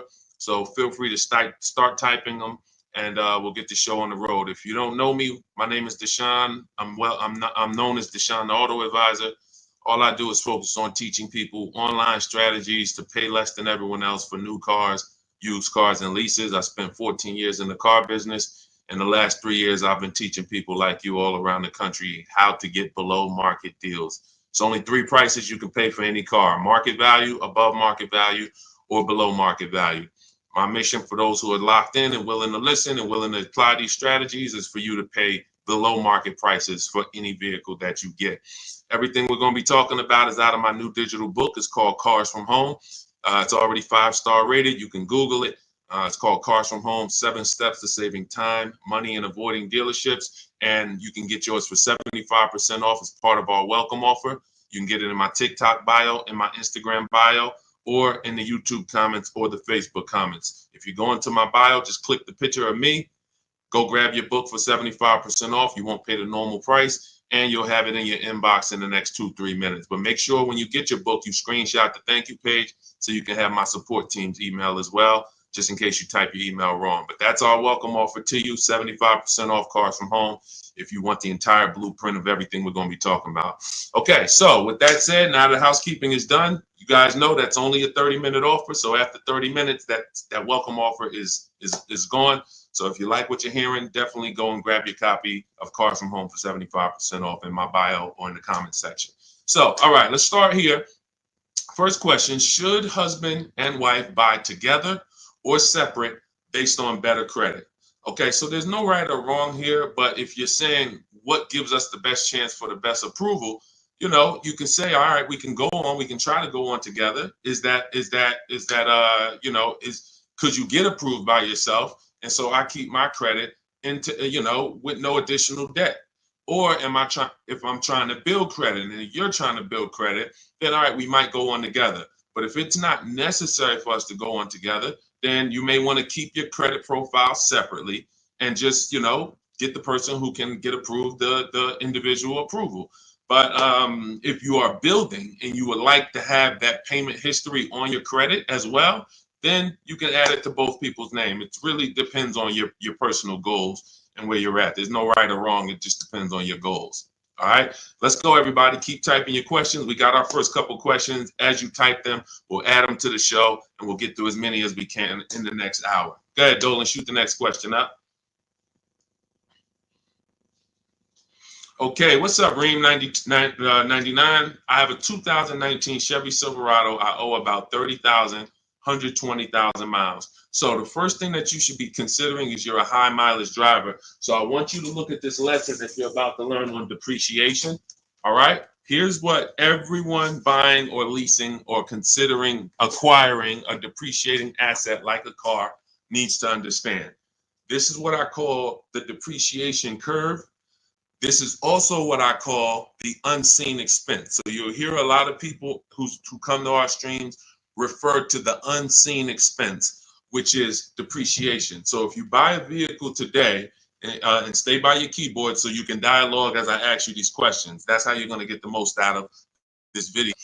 As if you buy a car today for 40,000, let's say I left it outside your house. Somebody gave you a $40,000 car. You don't have to pay for it, but you don't need it. And you say, look, I don't need it. I can't drive it. You can leave it there, but it's just going to sit there for a year because I can't use it. If you came back a year later, you never drove that car. Remember, we bought it for 40. If you come back a year later, never drove it 1 mile, is it still worth 40? Yes or no? Let's go. Type into the chat fast so we can get this, so we can keep the show high speed. Everybody who's dialoguing, I appreciate you. You usually get a lot out of these because your dialogue. So thank you. No, Gary. No to pull up. No. Okay. All right. Perfect. So we understand. Now, if you came back to that car a year later, you never drove it, and it's worth, let's say 35, 34, whatever it is, you bought it for 40, it lost value. See, because it doesn't matter whether you bought it and didn't drive it, or you leased it, or you owned it. See, when you start understanding depreciation like we're going over, now you can properly assess whether you should lease or buy a car and how you are going to beat depreciation. Because the entire goal for leasing versus buying is which one of these strategies, if I get a below market deal, allows me to beat depreciation based on my lifestyle. So so a high mileage driver, your depreciation ring looks entirely different from a normal driver. So where one driver might be 40,000, they come back a year later, their car's worth, 36, 34. If they didn't drive it, if they put average miles on it, maybe it's worth 32. They're losing money based on their mileage. You might put 30,000 on that car in 1 year. So your depreciation looks like this now. It doesn't look like this. Your car goes from being worth 40 1 year to literally it could be worth 26 the next year because you put 30,000 miles on it. So you have to take into account depreciation differently than a normal person. Everyone has to take it into account, but you have to, any high mileage drivers on here, if you drive more than 18,000 miles, I want you to type HM into the chat for high mileage. This is specifically how you need to be looking at depreciation so that you don't keep flipping out of cars and then coming back with huge amounts of negative equity because you're structuring your deals like you're not a high mileage driver and you're killing your values. High mileage drivers used to come into the dealership with, cars that were 5 years old, got 180,000 miles on them, and they still have big loans left. They still have loans that show they got a loan like a normal driver, 5-year loan, 6-year loan. This is what normal drivers can get based on their ownership. High mileage drivers, you cannot do that because all you're doing is pushing your losses to the back end. You might have a lower payment of $150 less, but what's going to happen is when you go to replace this car in 5 years, 6 years, if it still has a loan, now you're dealing with huge amounts of negative equity that you have to now roll over to your next vehicle or put 10, 15, 20 grand down so that you don't have that going to your next vehicle. So the smarter thing for you to do, Reem, is to figure out right up front, how many years are you keeping your next car? And if you're keeping your next car, like if you give you an example, let's go deeper. If you had kept this same Chevy Silverado for another 5 years, it wouldn't matter. Instead of it having 120,000 miles on it, you'd have probably 220,000 miles on it. The truck could go that long. If you got a good one, a quality one, then you should be able to put that money. You should be able to get that time out of that truck. But because you're a short-term owner, you're considering a short-term replacement. Now you have to take into account leasing. Does it make more sense for me to get a below market lease on these vehicles, pay less, build in my mileage so that I can avoid depreciation? Because if you're buying these vehicles and then you're destroying the value and you're replacing them in 5 years, you're not getting all of that money that you put in that car back out of it. You could have put much less money into it and still driven the truck. So the whole goal is getting out of this stuck in the middle and thinking 5 years, 6 years is a long time to have a vehicle. It's not. You're still in short term because you're still in the big depreciation phase. See, once you get to about 8 years, that depreciation is going to start looking like this. So your truck this year is going to be worth about the same next year. It's not depreciating like this anymore, losing thousands and thousands every year. That's where you want to get to if you're buying. If you're not keeping the vehicle that long, you should not be buying, because all you're doing is riding the depreciation slide all the way down, and then you go and get another vehicle, ride it down again. Get another vehicle, ride it down again. You're never getting to the point where you could benefit like a long-term owner and stop losing value every single time. And if you're not keeping your vehicles 8 years, my rule is you lease. You shop for a below-market lease. Now, we could go a little deeper on that. If somebody has a follow-up question, this is about business. I assume you're making money from that truck. So if you're making money from that truck, then you should be structuring your deal and your finances in a way that gets you the short-term wins and doesn't push the losses to the back like a negative equity.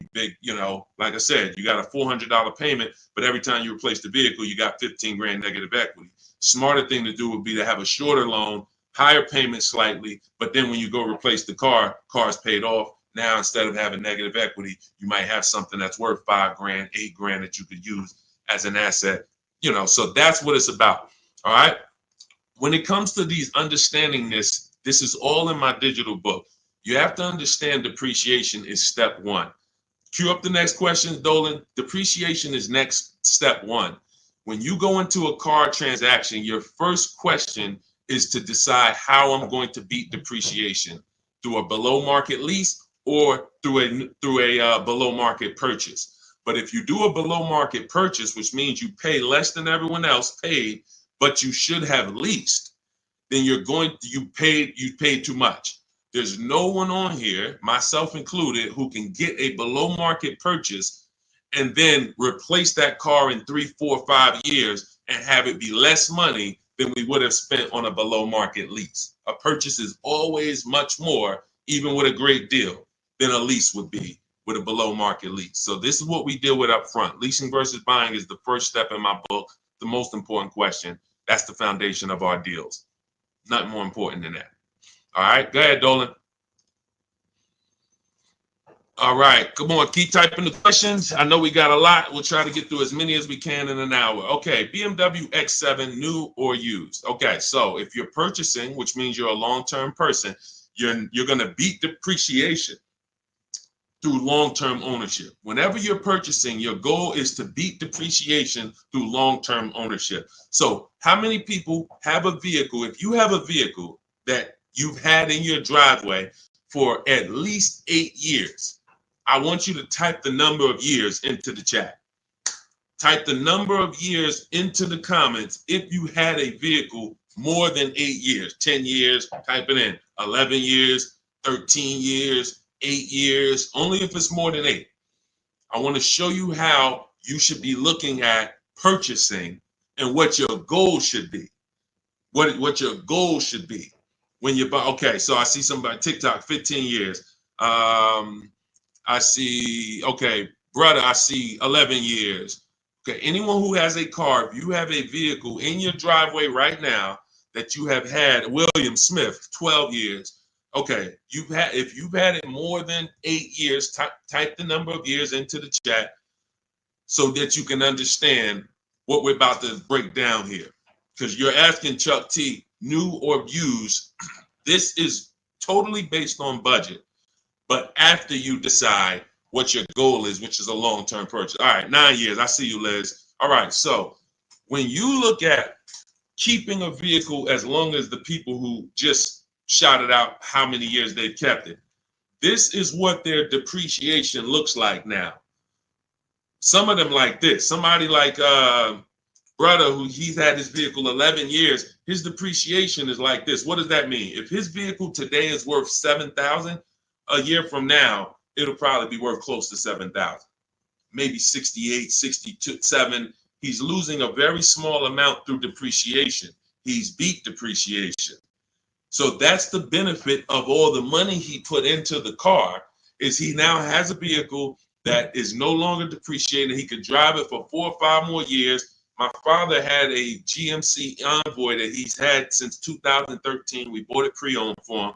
He's had it since then, paid it off 5, 6 years ago, and he's had that vehicle. It's been worth about $5,000 for the last 2 years, and he's going to sell it for close to that. So that's when you beat depreciation.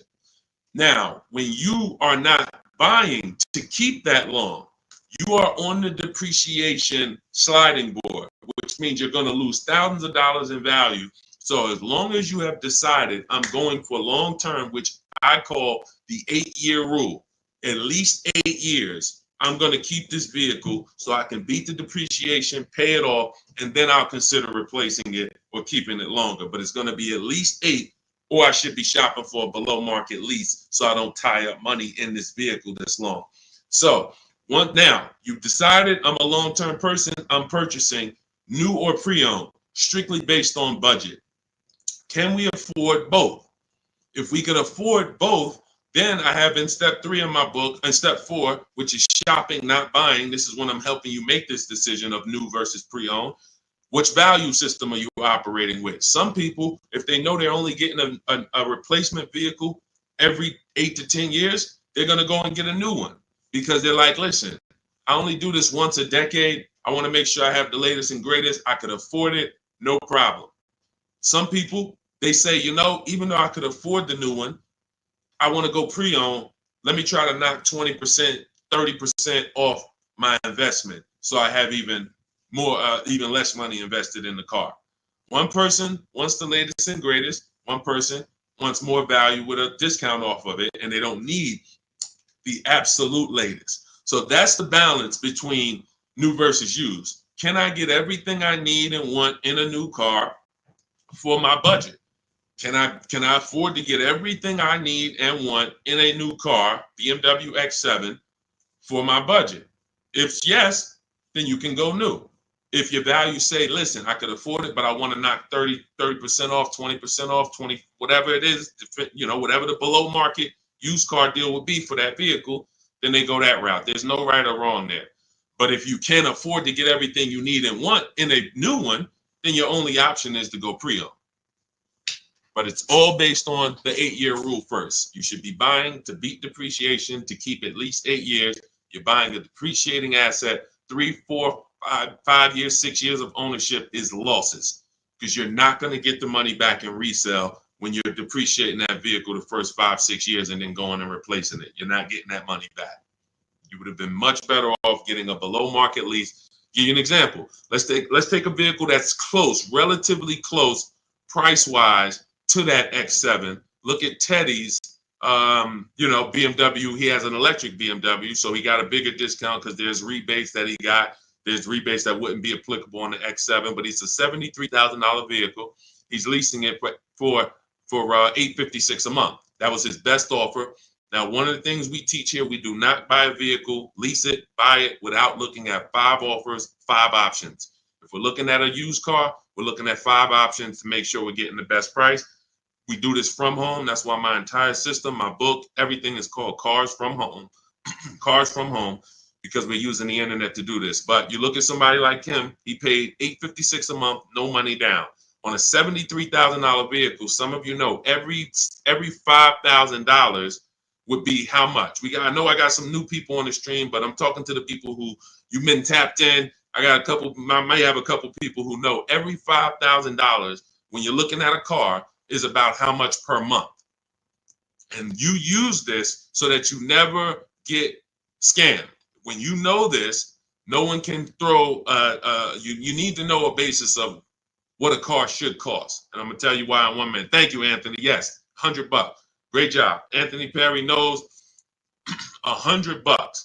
So if every $5,000 is $100, you're going to now look at a $50,000 vehicle and you're going to say that's going to be about $1,000 a month if I wanted to buy it. That doesn't take into account, okay, I might get a $10,000 discount. We're just talking about strictly looking at the base price, total price of the vehicle, asking price.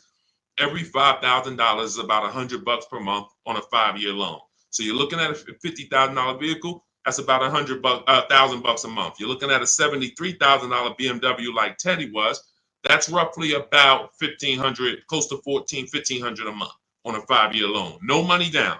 That's how we shop. No money down. We're just doing apples to apples. We may put money down later, but we need to know base numbers. This is base numbers. So look at Teddy. He's paying $856. You're never, if he was buying this vehicle, it would be $1,400, $1,500. That's why I say when you ask about purchasing, it's important for me to reiterate to you that if you should be shopping for below market leases, but you're shopping for purchases, it doesn't matter how great of a deal I teach you to get. You can use the Cars from Home strategies in my book, the bidding strategies, to get the best offers on your purchase, new cars, used cars. But it's not going to compare to if you would have leased, because you should have leased because you weren't keeping your car at least 8 years. You can see he's $856 a month, and even if the deal wasn't that great, even if it was $1,000, he's still literally $400 or $500 less per month than if he had bought that car only to try to trade it in 3 or 4 or 5 years and go do it again. So the leasing versus buying is the biggest principle that you need to start your car deals with. There's nothing more important than that, and we want to make sure we drive that point home. Everything we're talking about is in my new digital book. It's called Cars from Home, 7 Steps to Saving Time, Money, and Avoiding Dealerships. You can get your copy for 75% off. That's part of my welcome offer to you.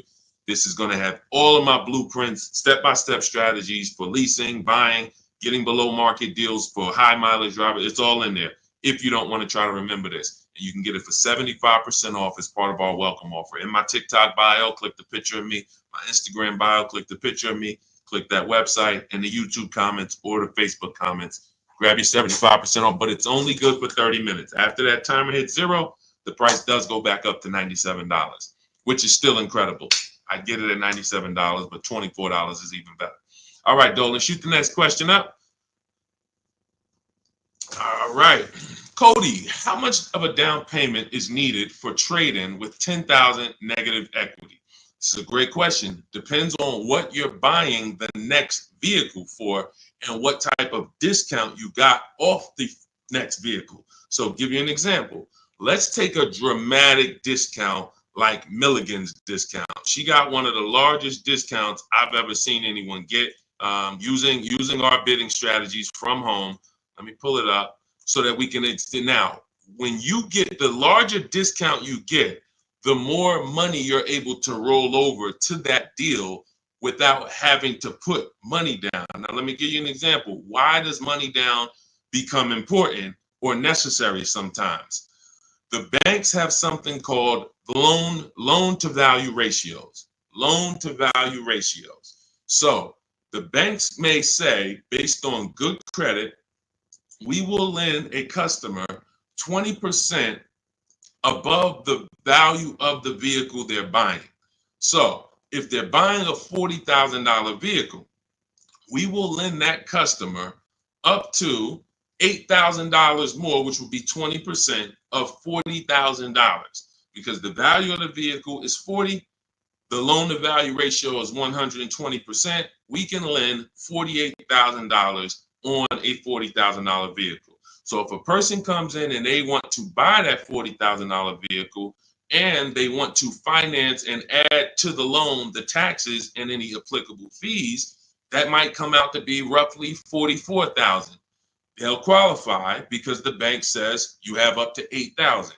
Now, let's say they want to bring a small amount of negative equity over to the deal, $4,000. So now they buy it for 40. They get they have $4,000 in fees and taxes, and then they have another $4,000 of negative equity that they add to the transaction. The bank will say you're still at no more than 20% above the value of the vehicle. We can approve this with no money down. The problem happens when a person wants to add $8,000 of negative equity on top of that. So now they're buying it for 40. They are getting taxes and fees added. That's 44. And then they want to slap 8,000 of negative equity on there. That's 52. The bank is going to say, no, we only will approve 20% above the vehicle's value, which is $48,000. So if you could get it down to $48,000, we'll approve it. If not, we can't approve it. The customer has to put the money down to make up the difference. So in that scenario, what you would be asking for would be above the bank's loan to value ratios. This is why I call negative equity the bad credit for people with good credit. This is why I want you to know the cause for most negative equity situations is you don't understand leasing and you're buying your vehicles rather than getting below market leases. You take out 5 and 6 year loans, you don't pay them off, you trade in vehicles, and you should be shopping for below market leases, but you continue to purchase. So you're going to continue to have negative equity in almost every case unless you start putting a lot of money down or start keeping your vehicles longer, paying them off, and then coming back and seeing how much money you could get back out of that, which I also don't recommend. But the last thing, which is very important, especially when you have large amounts of negative equity, is let's say that same $40,000 vehicle, you're using our strategies and you get a $8,000 discount. Or let's take a vehicle. Let's take Milligan's deal. Like I said, in her particular case, she got a $79,000 vehicle for $51,000. This is a Mercedes. It's an electric version. She used our bidding system. She got the biggest discount I've ever seen, and she can put any amount of negative equity on top of this deal because the bank is lending against this vehicle, this Mercedes, based on a $79,000 value. So their loan to value ratios for this vehicle would be 20% above $79,000. So if that's, let's say $80,000, 10% would be $8,000. So you're talking about $16,000 that they would lend above the $79,000. So they're looking and saying, wow, if this is a $79,000 vehicle, they don't care about what the woman bought it for. They don't know that.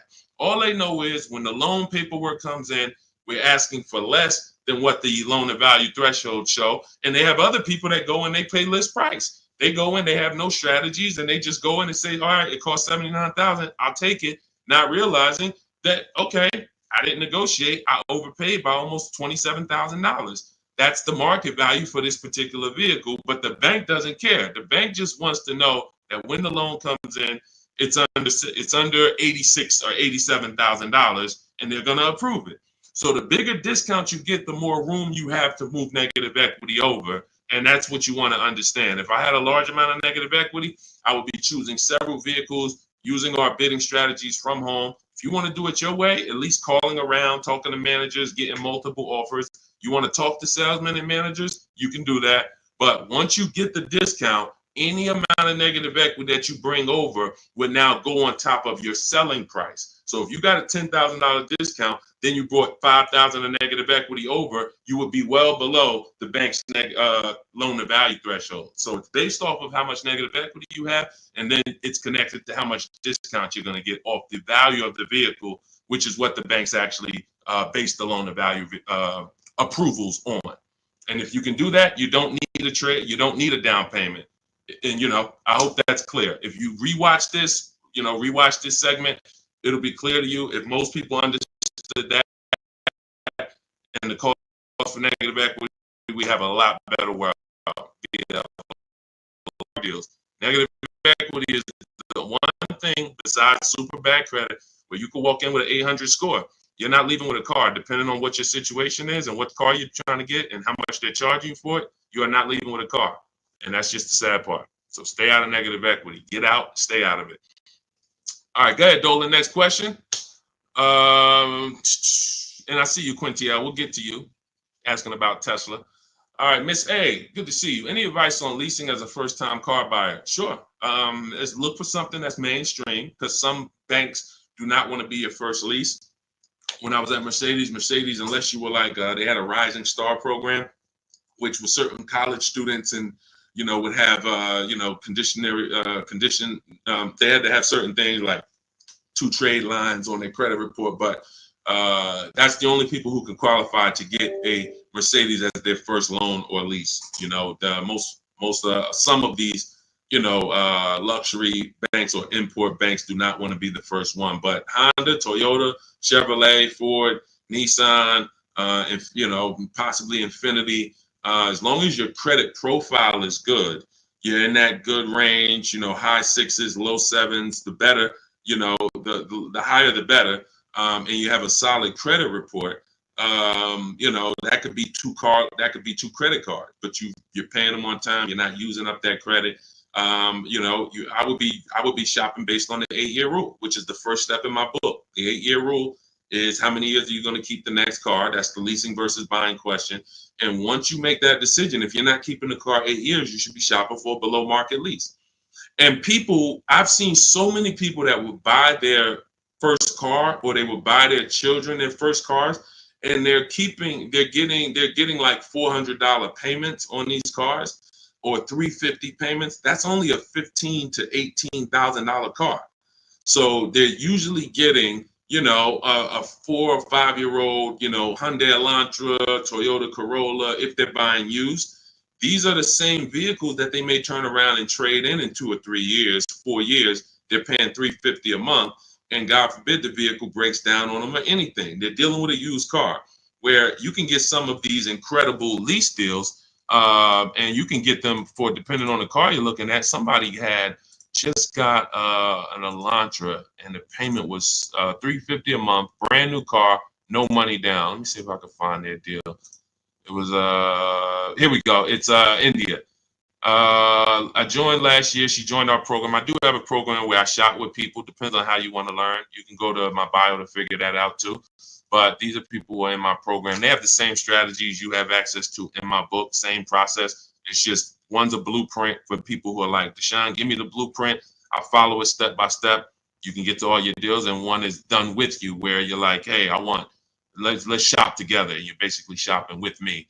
So it says, got back 6 quotes, because I told you guys we don't make a deal unless we get at least 5 quotes on every vehicle. Got back 6 quotes.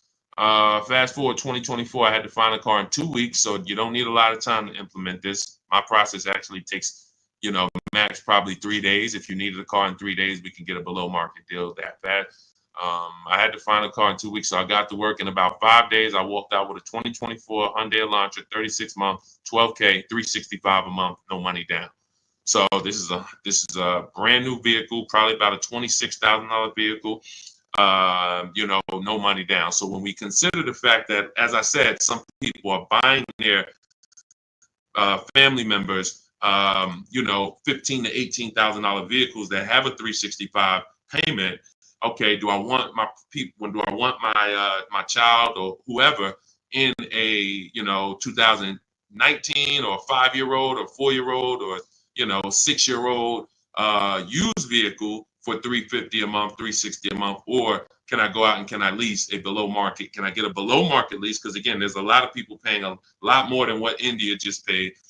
So I don't want you to think that's the deal for everyone. That's a below market lease deal. You can look at the commercials and you'll see that anytime you go to a website to lease a Hyundai Elantra, that's not going to be the deal. $350 a month, $360 with no money down. They're probably going to say $279 a month with $3,500 down plus tax and fees. And again, the key is this is a below market deal that India got using my blueprints, using our shop from home strategy where we don't talk with dealers. So that's the thing. I would most likely say I want my child or my spouse or whoever in a new vehicle for the same payment rather than a used one. So that's it. So everything we're talking about is in my new digital book. It's called Cars from Home, 7 Steps to Saving Time, Money, and Avoiding Dealerships. You can Google it. It's already 5-star rated. In fact, before we go to the next question, I wanted to pull in some of these reviews. Thank you to everybody who has reviewed the book. And I appreciate it. I just grabbed a couple random ones. Says here, this book is a must have if you're thinking of getting a new or used car. So much has changed in the process since I bought my first car 40 years ago. Think of it as a workbook. So even though you finish the book, you will refer back to it several times in the process. Deshone takes you step by step through the process and has videos to support the steps that I do. That's a surprise in there. For those of you who have the book, you know I link to certain videos to help you understand things better. I feel better prepared to go out, get the deal I want for my next car, and I know that I didn't get taken advantage of by a dealer. Thank you, Marguerite. Appreciate you. Again, you can get your copy as part of our welcome offer to you for 75% off. Books normally $97. You go to my TikTok bio, click the picture of me, go to my Instagram bio, click the website that says 75% off, or you can go to my Facebook comments or the YouTube comments to activate your 75% off. But it's only good for 30 minutes. If you visit it and that clock started ticking down, once it gets to 0, the price does go back to $97. So go get your book, screenshot the thank you page so you'll have the support team's email, and come on back to the show. Go ahead, Dolan, shoot the next one in. Oh, Dominique said, buy the book, y'all. I bought a used car using Cars from Home strategy. I saved so much money and time. It was not hard either. If you follow the steps, Deshone literally does it for you. That's it. That's a fact. Thank you, Dominique. That is a fact. Like, you're not using your stuff anymore. You're using my stuff. So that is, if you leave your stuff. That's why I represent Unlearn, Relearn, because when you decide you want to unlearn your way of car shopping and you want to do it the Cars from Home way, that's all you need. As long as you have a computer and you can copy and paste and send emails and visit websites, you can win. That's all you need. But you do need to be able to use a computer and copy and paste. That is a requirement. And everyone may not be able to do that. If you have somebody in your family that's good with copying and pasting and sending emails, that's all we need to win. All right. Thanks, Dominic. I appreciate that. Go ahead, Dolan. Shout out to the sharers and shout out to everybody running the likes up on TikTok. Thank you to everyone who hits the share button. Whenever you hit the share, tag your best friend, tag one friend in, because they may be car shopping this weekend. Right now, they might be going to a dealership later, and you have no idea. Most people are overpaying by thousands. There's only 3 prices you can pay with cars. Market value, that's what everyone pays. Above market value is what the worst negotiators pay. And below market value is reserved for people who are putting dealers against each other.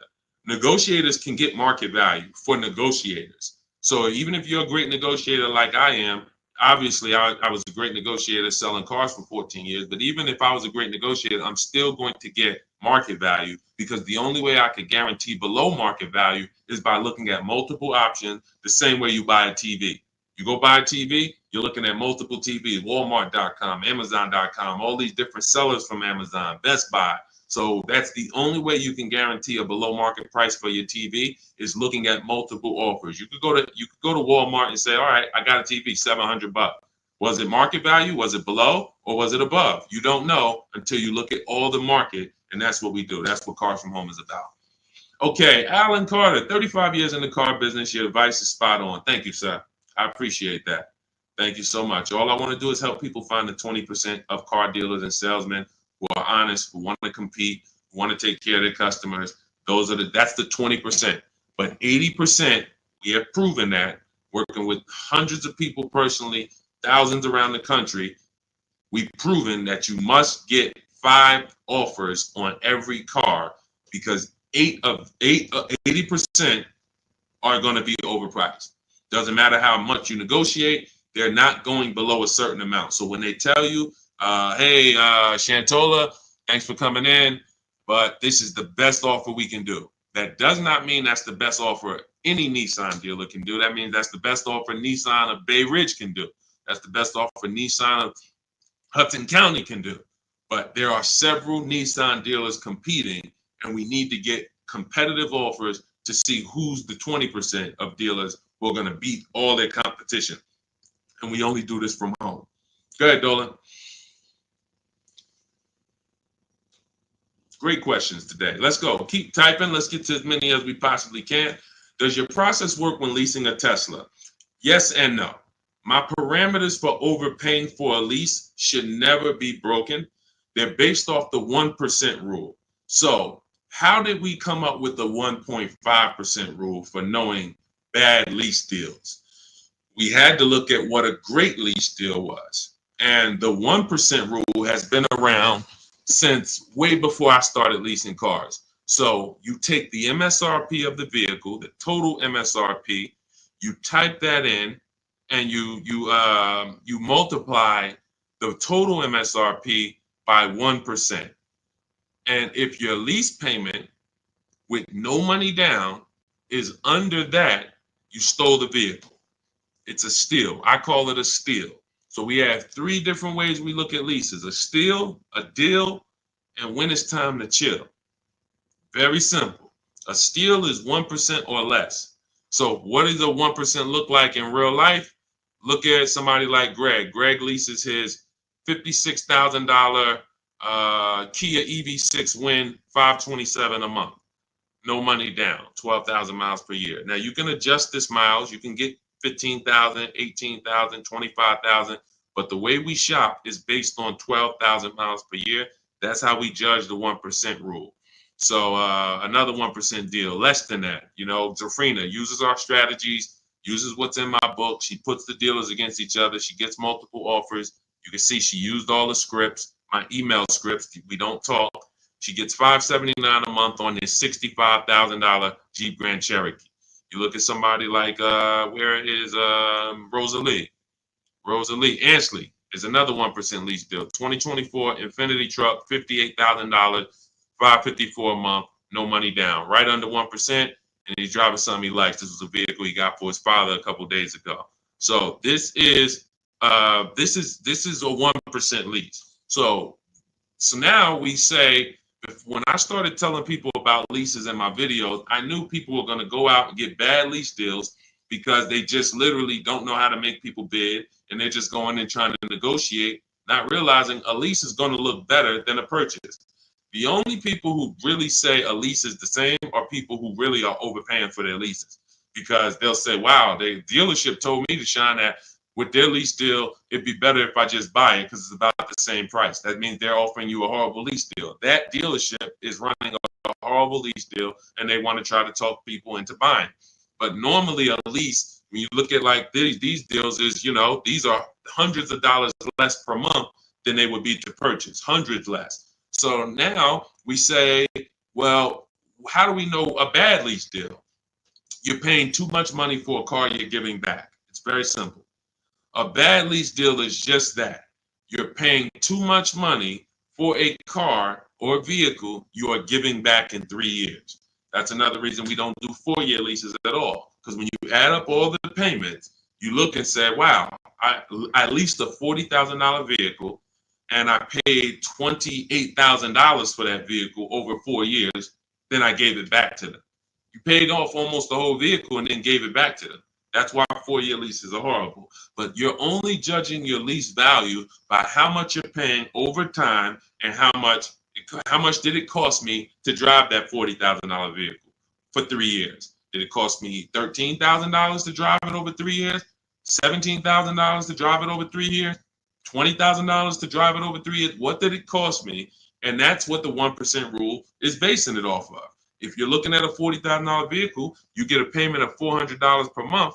It costs you 400 times 36, cost you $14,000 to drive a $40,000 vehicle over 3 years. That's much less than the normal depreciation of that vehicle. So we go up to 1.5%. So 1.5%, anything above that, you're paying too much for a vehicle that you're giving back.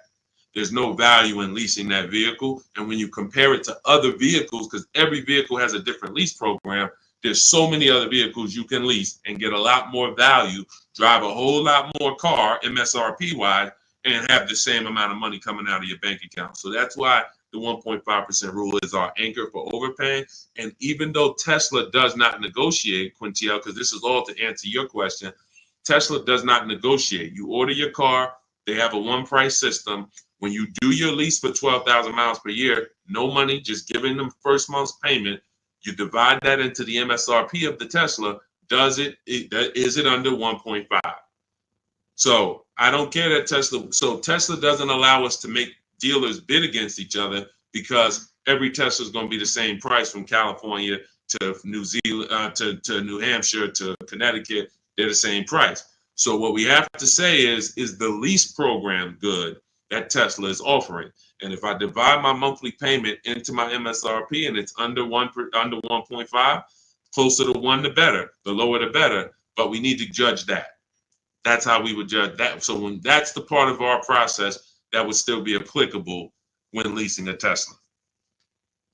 And if you have a vehicle you're replacing, or when that vehicle is up, our system for selling leases, assessing our equity is still applicable because we don't return a lease without checking equity. This is step 2 in my process. If you have a lease, or if you have ever at any point in your life dropped off a lease to a dealership without checking for equity, type me in the comments. Type me in the comments. If you have returned a lease and you did not assess your equity, and matter of fact, I know there's a lot, you might be like Deshone, I didn't even know you could sell a lease. If you didn't know you could sell a lease, just type a question mark. I didn't even know it was even possible for me to sell a lease, much less turn around and have a process for how I sell it or how I analyze. Okay, Faith, I see. I never done that. Dwayne Castro, me. Okay, perfect. So what we do is, this is step 2 in our process. We assess our equity on any vehicle that we are replacing because we don't trade. We don't trade. Some of you know that. So the equity assessment is how we don't give dealers back money.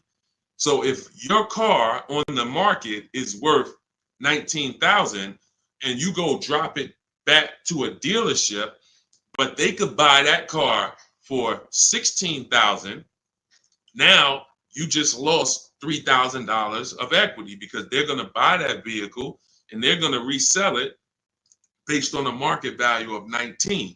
So what we do is we make sure before we return any lease, we are checking the market value, getting 6 offers to see if is the price that a dealer can buy our lease for, is that a price that is a price that's higher than our is our market value higher than the market? Let me break it down like this. Let's say the dealer buyout price is $19,000, but your highest offer market-wise is $24,000. That means you have $4,000 to $5,000 of equity that we could cash out, let CarMax, Driveway, Carvana, Kelly Blue Book Instant Cash Offer, AutoNation, Car Gurus, one of these buyers that we use, this is all in my book. This is step 2. We get these online bids. We're going to let them buy the vehicle and then we'll make $3,000, $4,000, $5,000 once we sell it to them.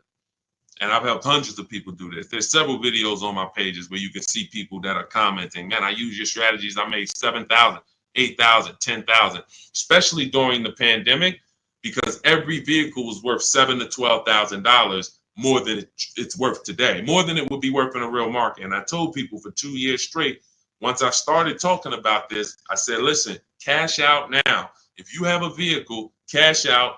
We help people cash out $5,000, $7,000, $10,000, $12,000, put that money in their bank, release or rebuy below market. And some people can say they capitalize on a once in a lifetime market that none of us have ever seen before. Strictly based on the equity assessment. This is all in my digital book. This is, if you're like Deshone, I don't even want to remember half this stuff. I'm not going to remember it. You can get my entire blueprint that teaches everything about below market leases, below market purchases, below market new cars, used cars, making banks bid, equity assessment, selling leases. All of that is in my book step by step. And you can get your copy for 75% off for 30 minutes only. It's my welcome offer to you. I want to give you incentive to get the book now so you can pay less, 75% off. In my TikTok bio, go to that picture of me, go to the Instagram bio, click that link, click the button that says 75% off new book. Get your copy. Make sure you screenshot the thank you page. If you're on YouTube, your 75% off link is in the comments. Facebook, it's in the comments, but it's only for 30 minutes. After that, the price does go back up to $97, which is worth every penny, but $24 is better. So go get your book and then come back to the show. Go ahead, Dolan. Great question so far. Let's keep going. Does this work the same way for Canada? Scott, I'm not sure. I do believe that most would be applicable. I do believe that most. The difference is going to be the websites. So we're using our multiple marketplace strategy for shopping for used cars. We're using 8 marketplaces. Used to be 9, but Vroom went out of business. So we're using Carvana, we're using Carvana, CarMax, Driveway, eBay Motors, Cars.com, CarGurus.com, Carfax.com, and Autotrader.com. Those are 8 marketplaces that we use to shop for our used cars. I don't know if they're the same in Canada. I don't know if they're different. When we're shopping for our new cars, we use what I call, what's in my books, it's in step 5, it's called the 25 to 5 strategy. We're going to reach out to 25 dealers online. It takes us 20 minutes. You're using my email scripts. In 90 minutes, you're going to have quotes back from all of these dealers to be able to get at least 5 to 7 quotes. So out of the 25, you're going to get 5 to 7 quotes. That's why it's called the 25 to 5 strategy. We're going direct to the dealers' websites. So I give you links to the dealers. As long as these dealerships have similar websites set up in Canada, then everything is going to be the same. The scripts, the way they communicate, the things they try to get you to do, come in, can I get you on the phone, put one price here, and then, for a used car, and then hope you come in and charge you more later. All of that, if all of that is the same, which I believe it is, then everything will be applicable in Canada. It's just the websites will be different. But Honda's going to have their own dealers' websites, so that's why I say I believe 90% at least is applicable, and potentially more. All right, great question. Go ahead, Dolan.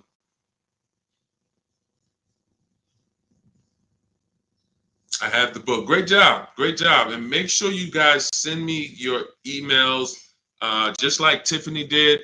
I always use Tiffany because she was the first one to send us an email, and I always make sure I reference her. But everybody who sends these in, I get to bring them onto the show. I brought a couple more. Look, this one is from Christopher.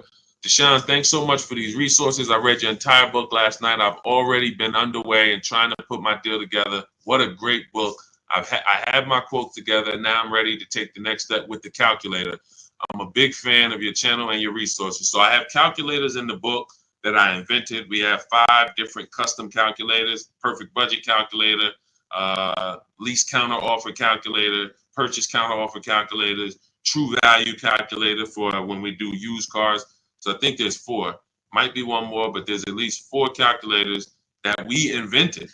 That these, you can't find these anywhere on Google. I literally wrote the code, and so that's what he's talking about when he talks about the actual calculators that are in there for you guys. So yeah, send me all your details. I love reading stories like that. Okay, Stos, what if I have a 600 credit score? How much is that lease deal that they're going to give me going to go up by? It's a great question. So if you are not in a position to lease because you won't qualify for a lower tier approval, a tier 1 approval, which is basically the best offer. Most leases are they're offering the lease based on tier 1 approval, which you don't need to have perfect credit for. That's not a super tier approval. That's not A1. There's tier 1 and then there's tier A1. So A1 is going to be a super tier, which is usually applicable on limited inventory cars. It's not important, but most vehicles, they're going by tier 1. And so most people can qualify for tier 1 with a good credit profile. But if you don't get tier 1, the payments can go up significantly. If you get tier 3, tier 5, some banks have 6 tiers.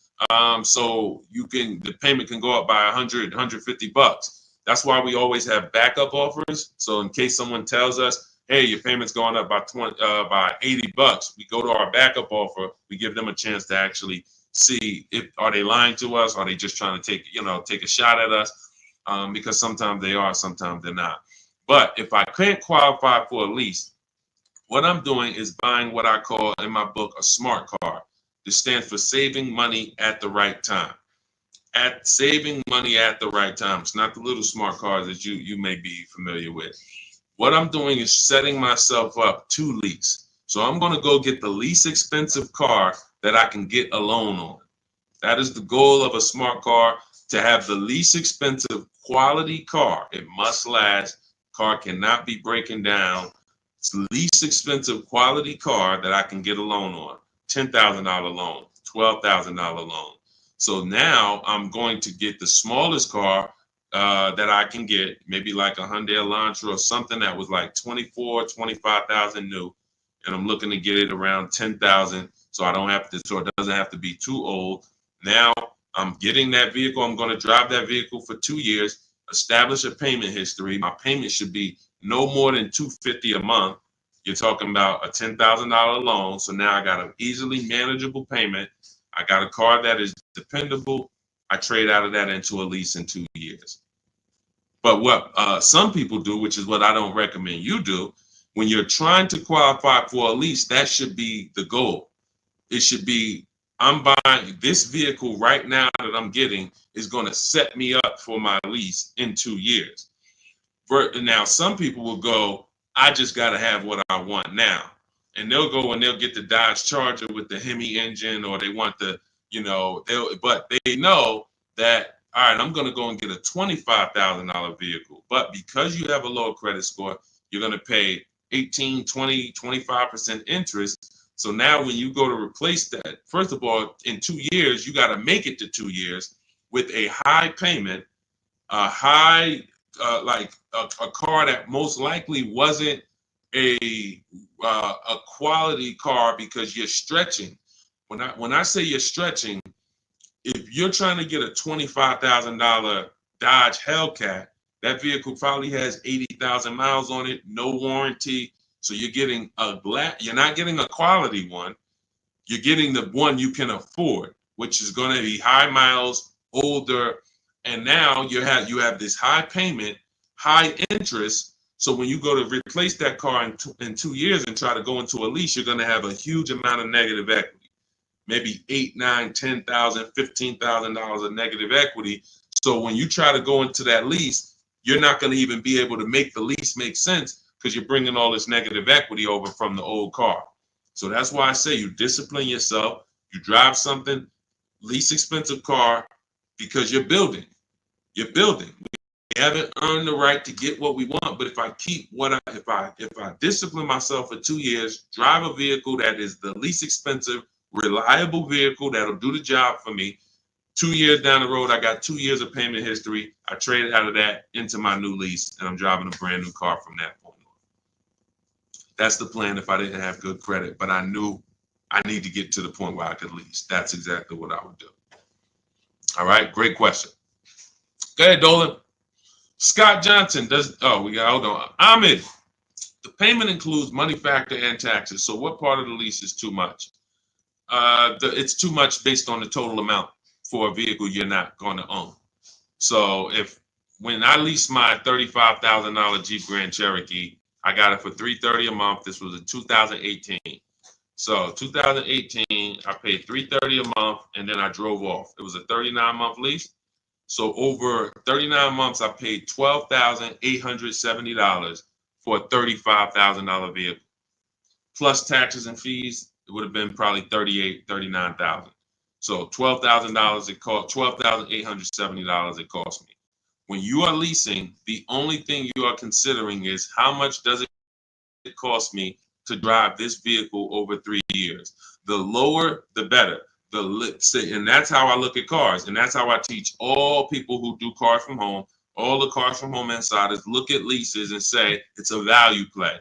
That $40,000 vehicle, what's the below market lease on that? We get below market leases by making dealers bid. That's what the whole cars. That's a huge part of what the cars from home system is. You're not going to get the below market deal negotiated because you don't know what the market is. 80% of dealers are overpriced. So 4 out of 5 dealers are not going to give you a below market offer. They're going to hold more profit. They'll give you a discount, but they're not going to beat all their competition and give you the biggest discount. That's why we get multiple offers. Once we look at the below market lease, we can determine how much we're paying for this vehicle over a 3-year period. And the lower the better. Because again, we're comparing it to the 1% rule. So the 1% rule has been around. It's literally, I'm driving new vehicles for cents on the dollar. A 1% lease, $400 a month for a $40,000 car, no money down. The same $40,000 car would be $800 a month to buy, based on the fact we know every $5,000 is $100 a month. So $40,000 on a vehicle, that would be $800 a month. That's not including taxes. So you're talking $800 a month, $850 a month to buy a $40,000 vehicle on a 5-year loan. A 1% lease is $400 a month. So we're always judging the lease by how much am I giving them over a 3-year period to drive this vehicle. And, there is a point in time where you're paying too much for a vehicle you're giving back. And that means you signed a bad lease deal. Go ahead, Dolan. All of this is in my book. I teach you about the 1.5% rule and why we don't sign leases over 1.5%. All of this is laid out step by step. That's a huge part. When you hear me say rules, the 1.5% rule, the 8-year rule, these are principles. These are boundaries in our Cars from Home blueprint that we don't step over. We don't. And there's one thing, if you step over, great. That's on you because you're an adult. But it's another thing to know you're actually stepping over a boundary. And that's what we didn't have in the past. We didn't have boundaries that we knew we were stepping over. When is your loan too long? Well, in real estate, you have boundaries. That's why who would sign up for a 40-year mortgage? Type me. Do I have anybody in here willing to sign up for the 40-year mortgage? Anyone? Anyone willing to sign up? You're a smart person. Anyone? You could get a $600,000 house for the same payment as a $400,000 house potentially. Anybody signing up for a 40-year mortgage? What about a 50-year mortgage? What about a 50-year mortgage? No. Most people know, Deshone, the longest mortgage we're gonna get is a 30-year mortgage. Some of you go for 15 years to pay it off quicker, but you're not doing 40, you're not doing 50. Because that means I can't afford this vehicle. Boundaries. That's industry established boundaries. That means I can't afford this house. If I have to take a 40-year mortgage, 50-year mortgage just to afford it, I can't afford it. That's the same thing we bring. That's one of the boundaries we bring to car buying. We don't do loans longer than 72 months. 6-year loan is the longest loan that we will do on a car. It just leads to problems. Most of the people who've had problems with cars, horrible problems. They still have loans on them. Cars breaking down. They should be putting money to the side every year for maintenance, but they can't because they're still making a $500, $400, $800 car payment, and the car is 11 years old. These are issues. These are boundaries that we don't step over. That's why you'll learn in my book, The Rule of 72 and the 10th birthday. 6-year loan is the max. Car should be paid off by the 10th birthday. These are boundaries. That's what we bring. Dion Harvey, would you pay 16 for a Mercedes Benz with 113,000 miles? No, unless you can pay cash for it, you most likely are going to end up in a tough position, and I'll tell you why. If you can pay cash for it, then you can put away money for the maintenance and for the upkeep. When I sold Mercedes, and I sold them for 5 years, the people who I would literally run into that were in tears were people who the service department told, you have a $4,000 repair, plus you need brakes, plus you need an oil change. So oil change on the Mercedes is $200. Brakes could be $2,000. Then you have a repair because you don't have a warranty that could be your navigation system goes out. That could be $3,000. So literally you're looking at $6,000 and you still have a car payment and you still have insurance and you still have gas. So this is something I call the 4 expenses that we take into account. How we're going to acquire the car, insurance, gas, and maintenance and repairs. So these are the 4 expenses. And what gets people with Mercedes, BMWs, Range Rovers, Porsche, anything that's expensive to maintain and repair is nothing when something breaks, nothing costs $100. So it's not that they can't afford it. They can't afford to do that and make their car payment. So that's why I said, if you're going to pay cash for the 16 Mercedes and you've screened down title, history, service records, accident history, and then you've done a market assessment. This is all stuff I teach you to do step by step in my book when we're buying a used car. Then you can pay cash for it. But if you can't pay cash for at this point, 8-year-old car with 113,000 miles on it, then you really can't afford that car. Go ahead, Dolan.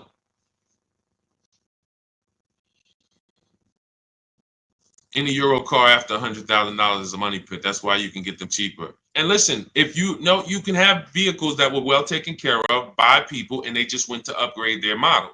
There are plenty of people who baby their cars, their BMWs, their Porsche. They've done all the maintenance. Now they get to 100,000 miles. They might have had it for 8 years and they're ready to sell it. And it's a great opportunity for someone else to buy. But you have to be able to afford these cars. And you have to be able to avoid, if you can't afford to repair and maintain them, then you can't afford these cars. So that's the principle. And again, I'm somebody who's worked. My most expensive car I ever sold was a $435,000 SLR McLaren. So I've had plenty of people who had, $200,000 Maybachs and, $180,000 S63s. Like, there are principles of affordability that safe people, conservative people follow to make sure they're not getting in trouble buying these expensive vehicles. And then there's people who don't have these principles and they're buying less expensive vehicles, lack of quality, and they're basically shoehorning their way into the vehicle with a loan, but they can't afford the vehicle because they can't afford to maintain it. And they can't afford to pay it off in time before things really start going wrong. If I got a paid off Mercedes or paid off Range Rover, but I'm putting, I was paying $700 a month to buy it, but now it's paid off. So now I put $300 a month to the side in an emergency fund. So when something breaks, I go to my emergency fund. Okay, my car needs this, my car needs that, but I'm not making a car payment anymore, so I can afford the maintenance. Problem is, when you're making a car payment and things start breaking, that's the problem. That's what we want to stay away from. So Ron, I have to turn in my 2022 Kia EV 425. Don't want to buy it, but my buyer's 21, worth only 15 right now. So 425 a month on a $41,000 car, good deal. It sounds like it, but we don't know if that was the best deal, and that's the problem. Sounds like it. It's a 1% lease, 425.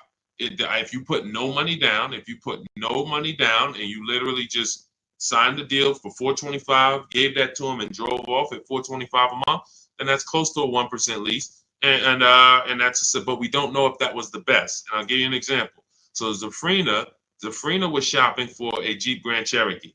She had one coming off lease.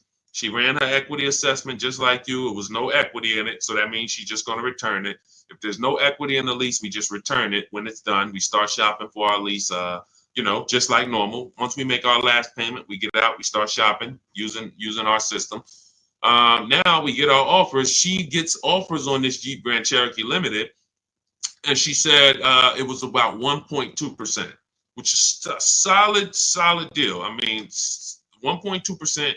Great value lease. But she said that the dealer who won the bid, who she was about to choose, said that because she was coming out of a 1% lease that I had helped her get going back to 2021, right before the pandemic, maybe 2020. She was coming out of a 1% lease. So she was really trying to get back to a 1% lease, not go up to 1.2. So the dealer said, this other vehicle I have, this electric one, I could get you to 1% on that. So she asked in our group, because this is people who shop with Deshone. If you want to shop with Deshone, if you want to learn, depends on how you learn. Go to my same bio and you'll see buttons that says, see if you qualify, shop with Deshone. But I do work with people who want to actually shop in a different way. Blueprint is for people who like blueprints. If you are a blueprint person, Deshone, give me the blueprint. That is my Cars from Home book. It's the ultimate blueprint to below market deals. That's why I show all of these people who actually used it and wrote about it, and you can read the reviews on it. But when you see these Facebook posts, these are people who have been working with me and in my private program. But anyway, let's get to the point. She now says, should I take the 1% on the different vehicle? I said, you got to you have to reach out to all the dealers that emailed you about the original Jeep Grand Cherokee and now give them a shot, because now that guy might be offering you 1%, but you don't know, is that the best deal? Just because he was going to give you the best deal on the normal version, he beat everyone else. That does not mean he's giving you the best on this electric version. He could be using this as an opportunity to make a little more money on you. So she connects, sends out my scripts. We have this contact script, very simple to use, copy and paste. She sends it out on the electric version. The winning bid comes in at $579 a month, which ends up being a 0.88% lease. So yes, when we look at a 1% lease, we might say, hey, when you're asking, hey, this was a 1% lease, was that a good deal? Yes, it is a good deal. Yes, it is a steal. 1% is a steal. Does it mean 405 was not available on this vehicle? No. Does it mean 395 wasn't available on this $41,000 vehicle you got? No. And there's no way for us to know that unless you followed our process and you know there was no better offer than this offer. That's when you know.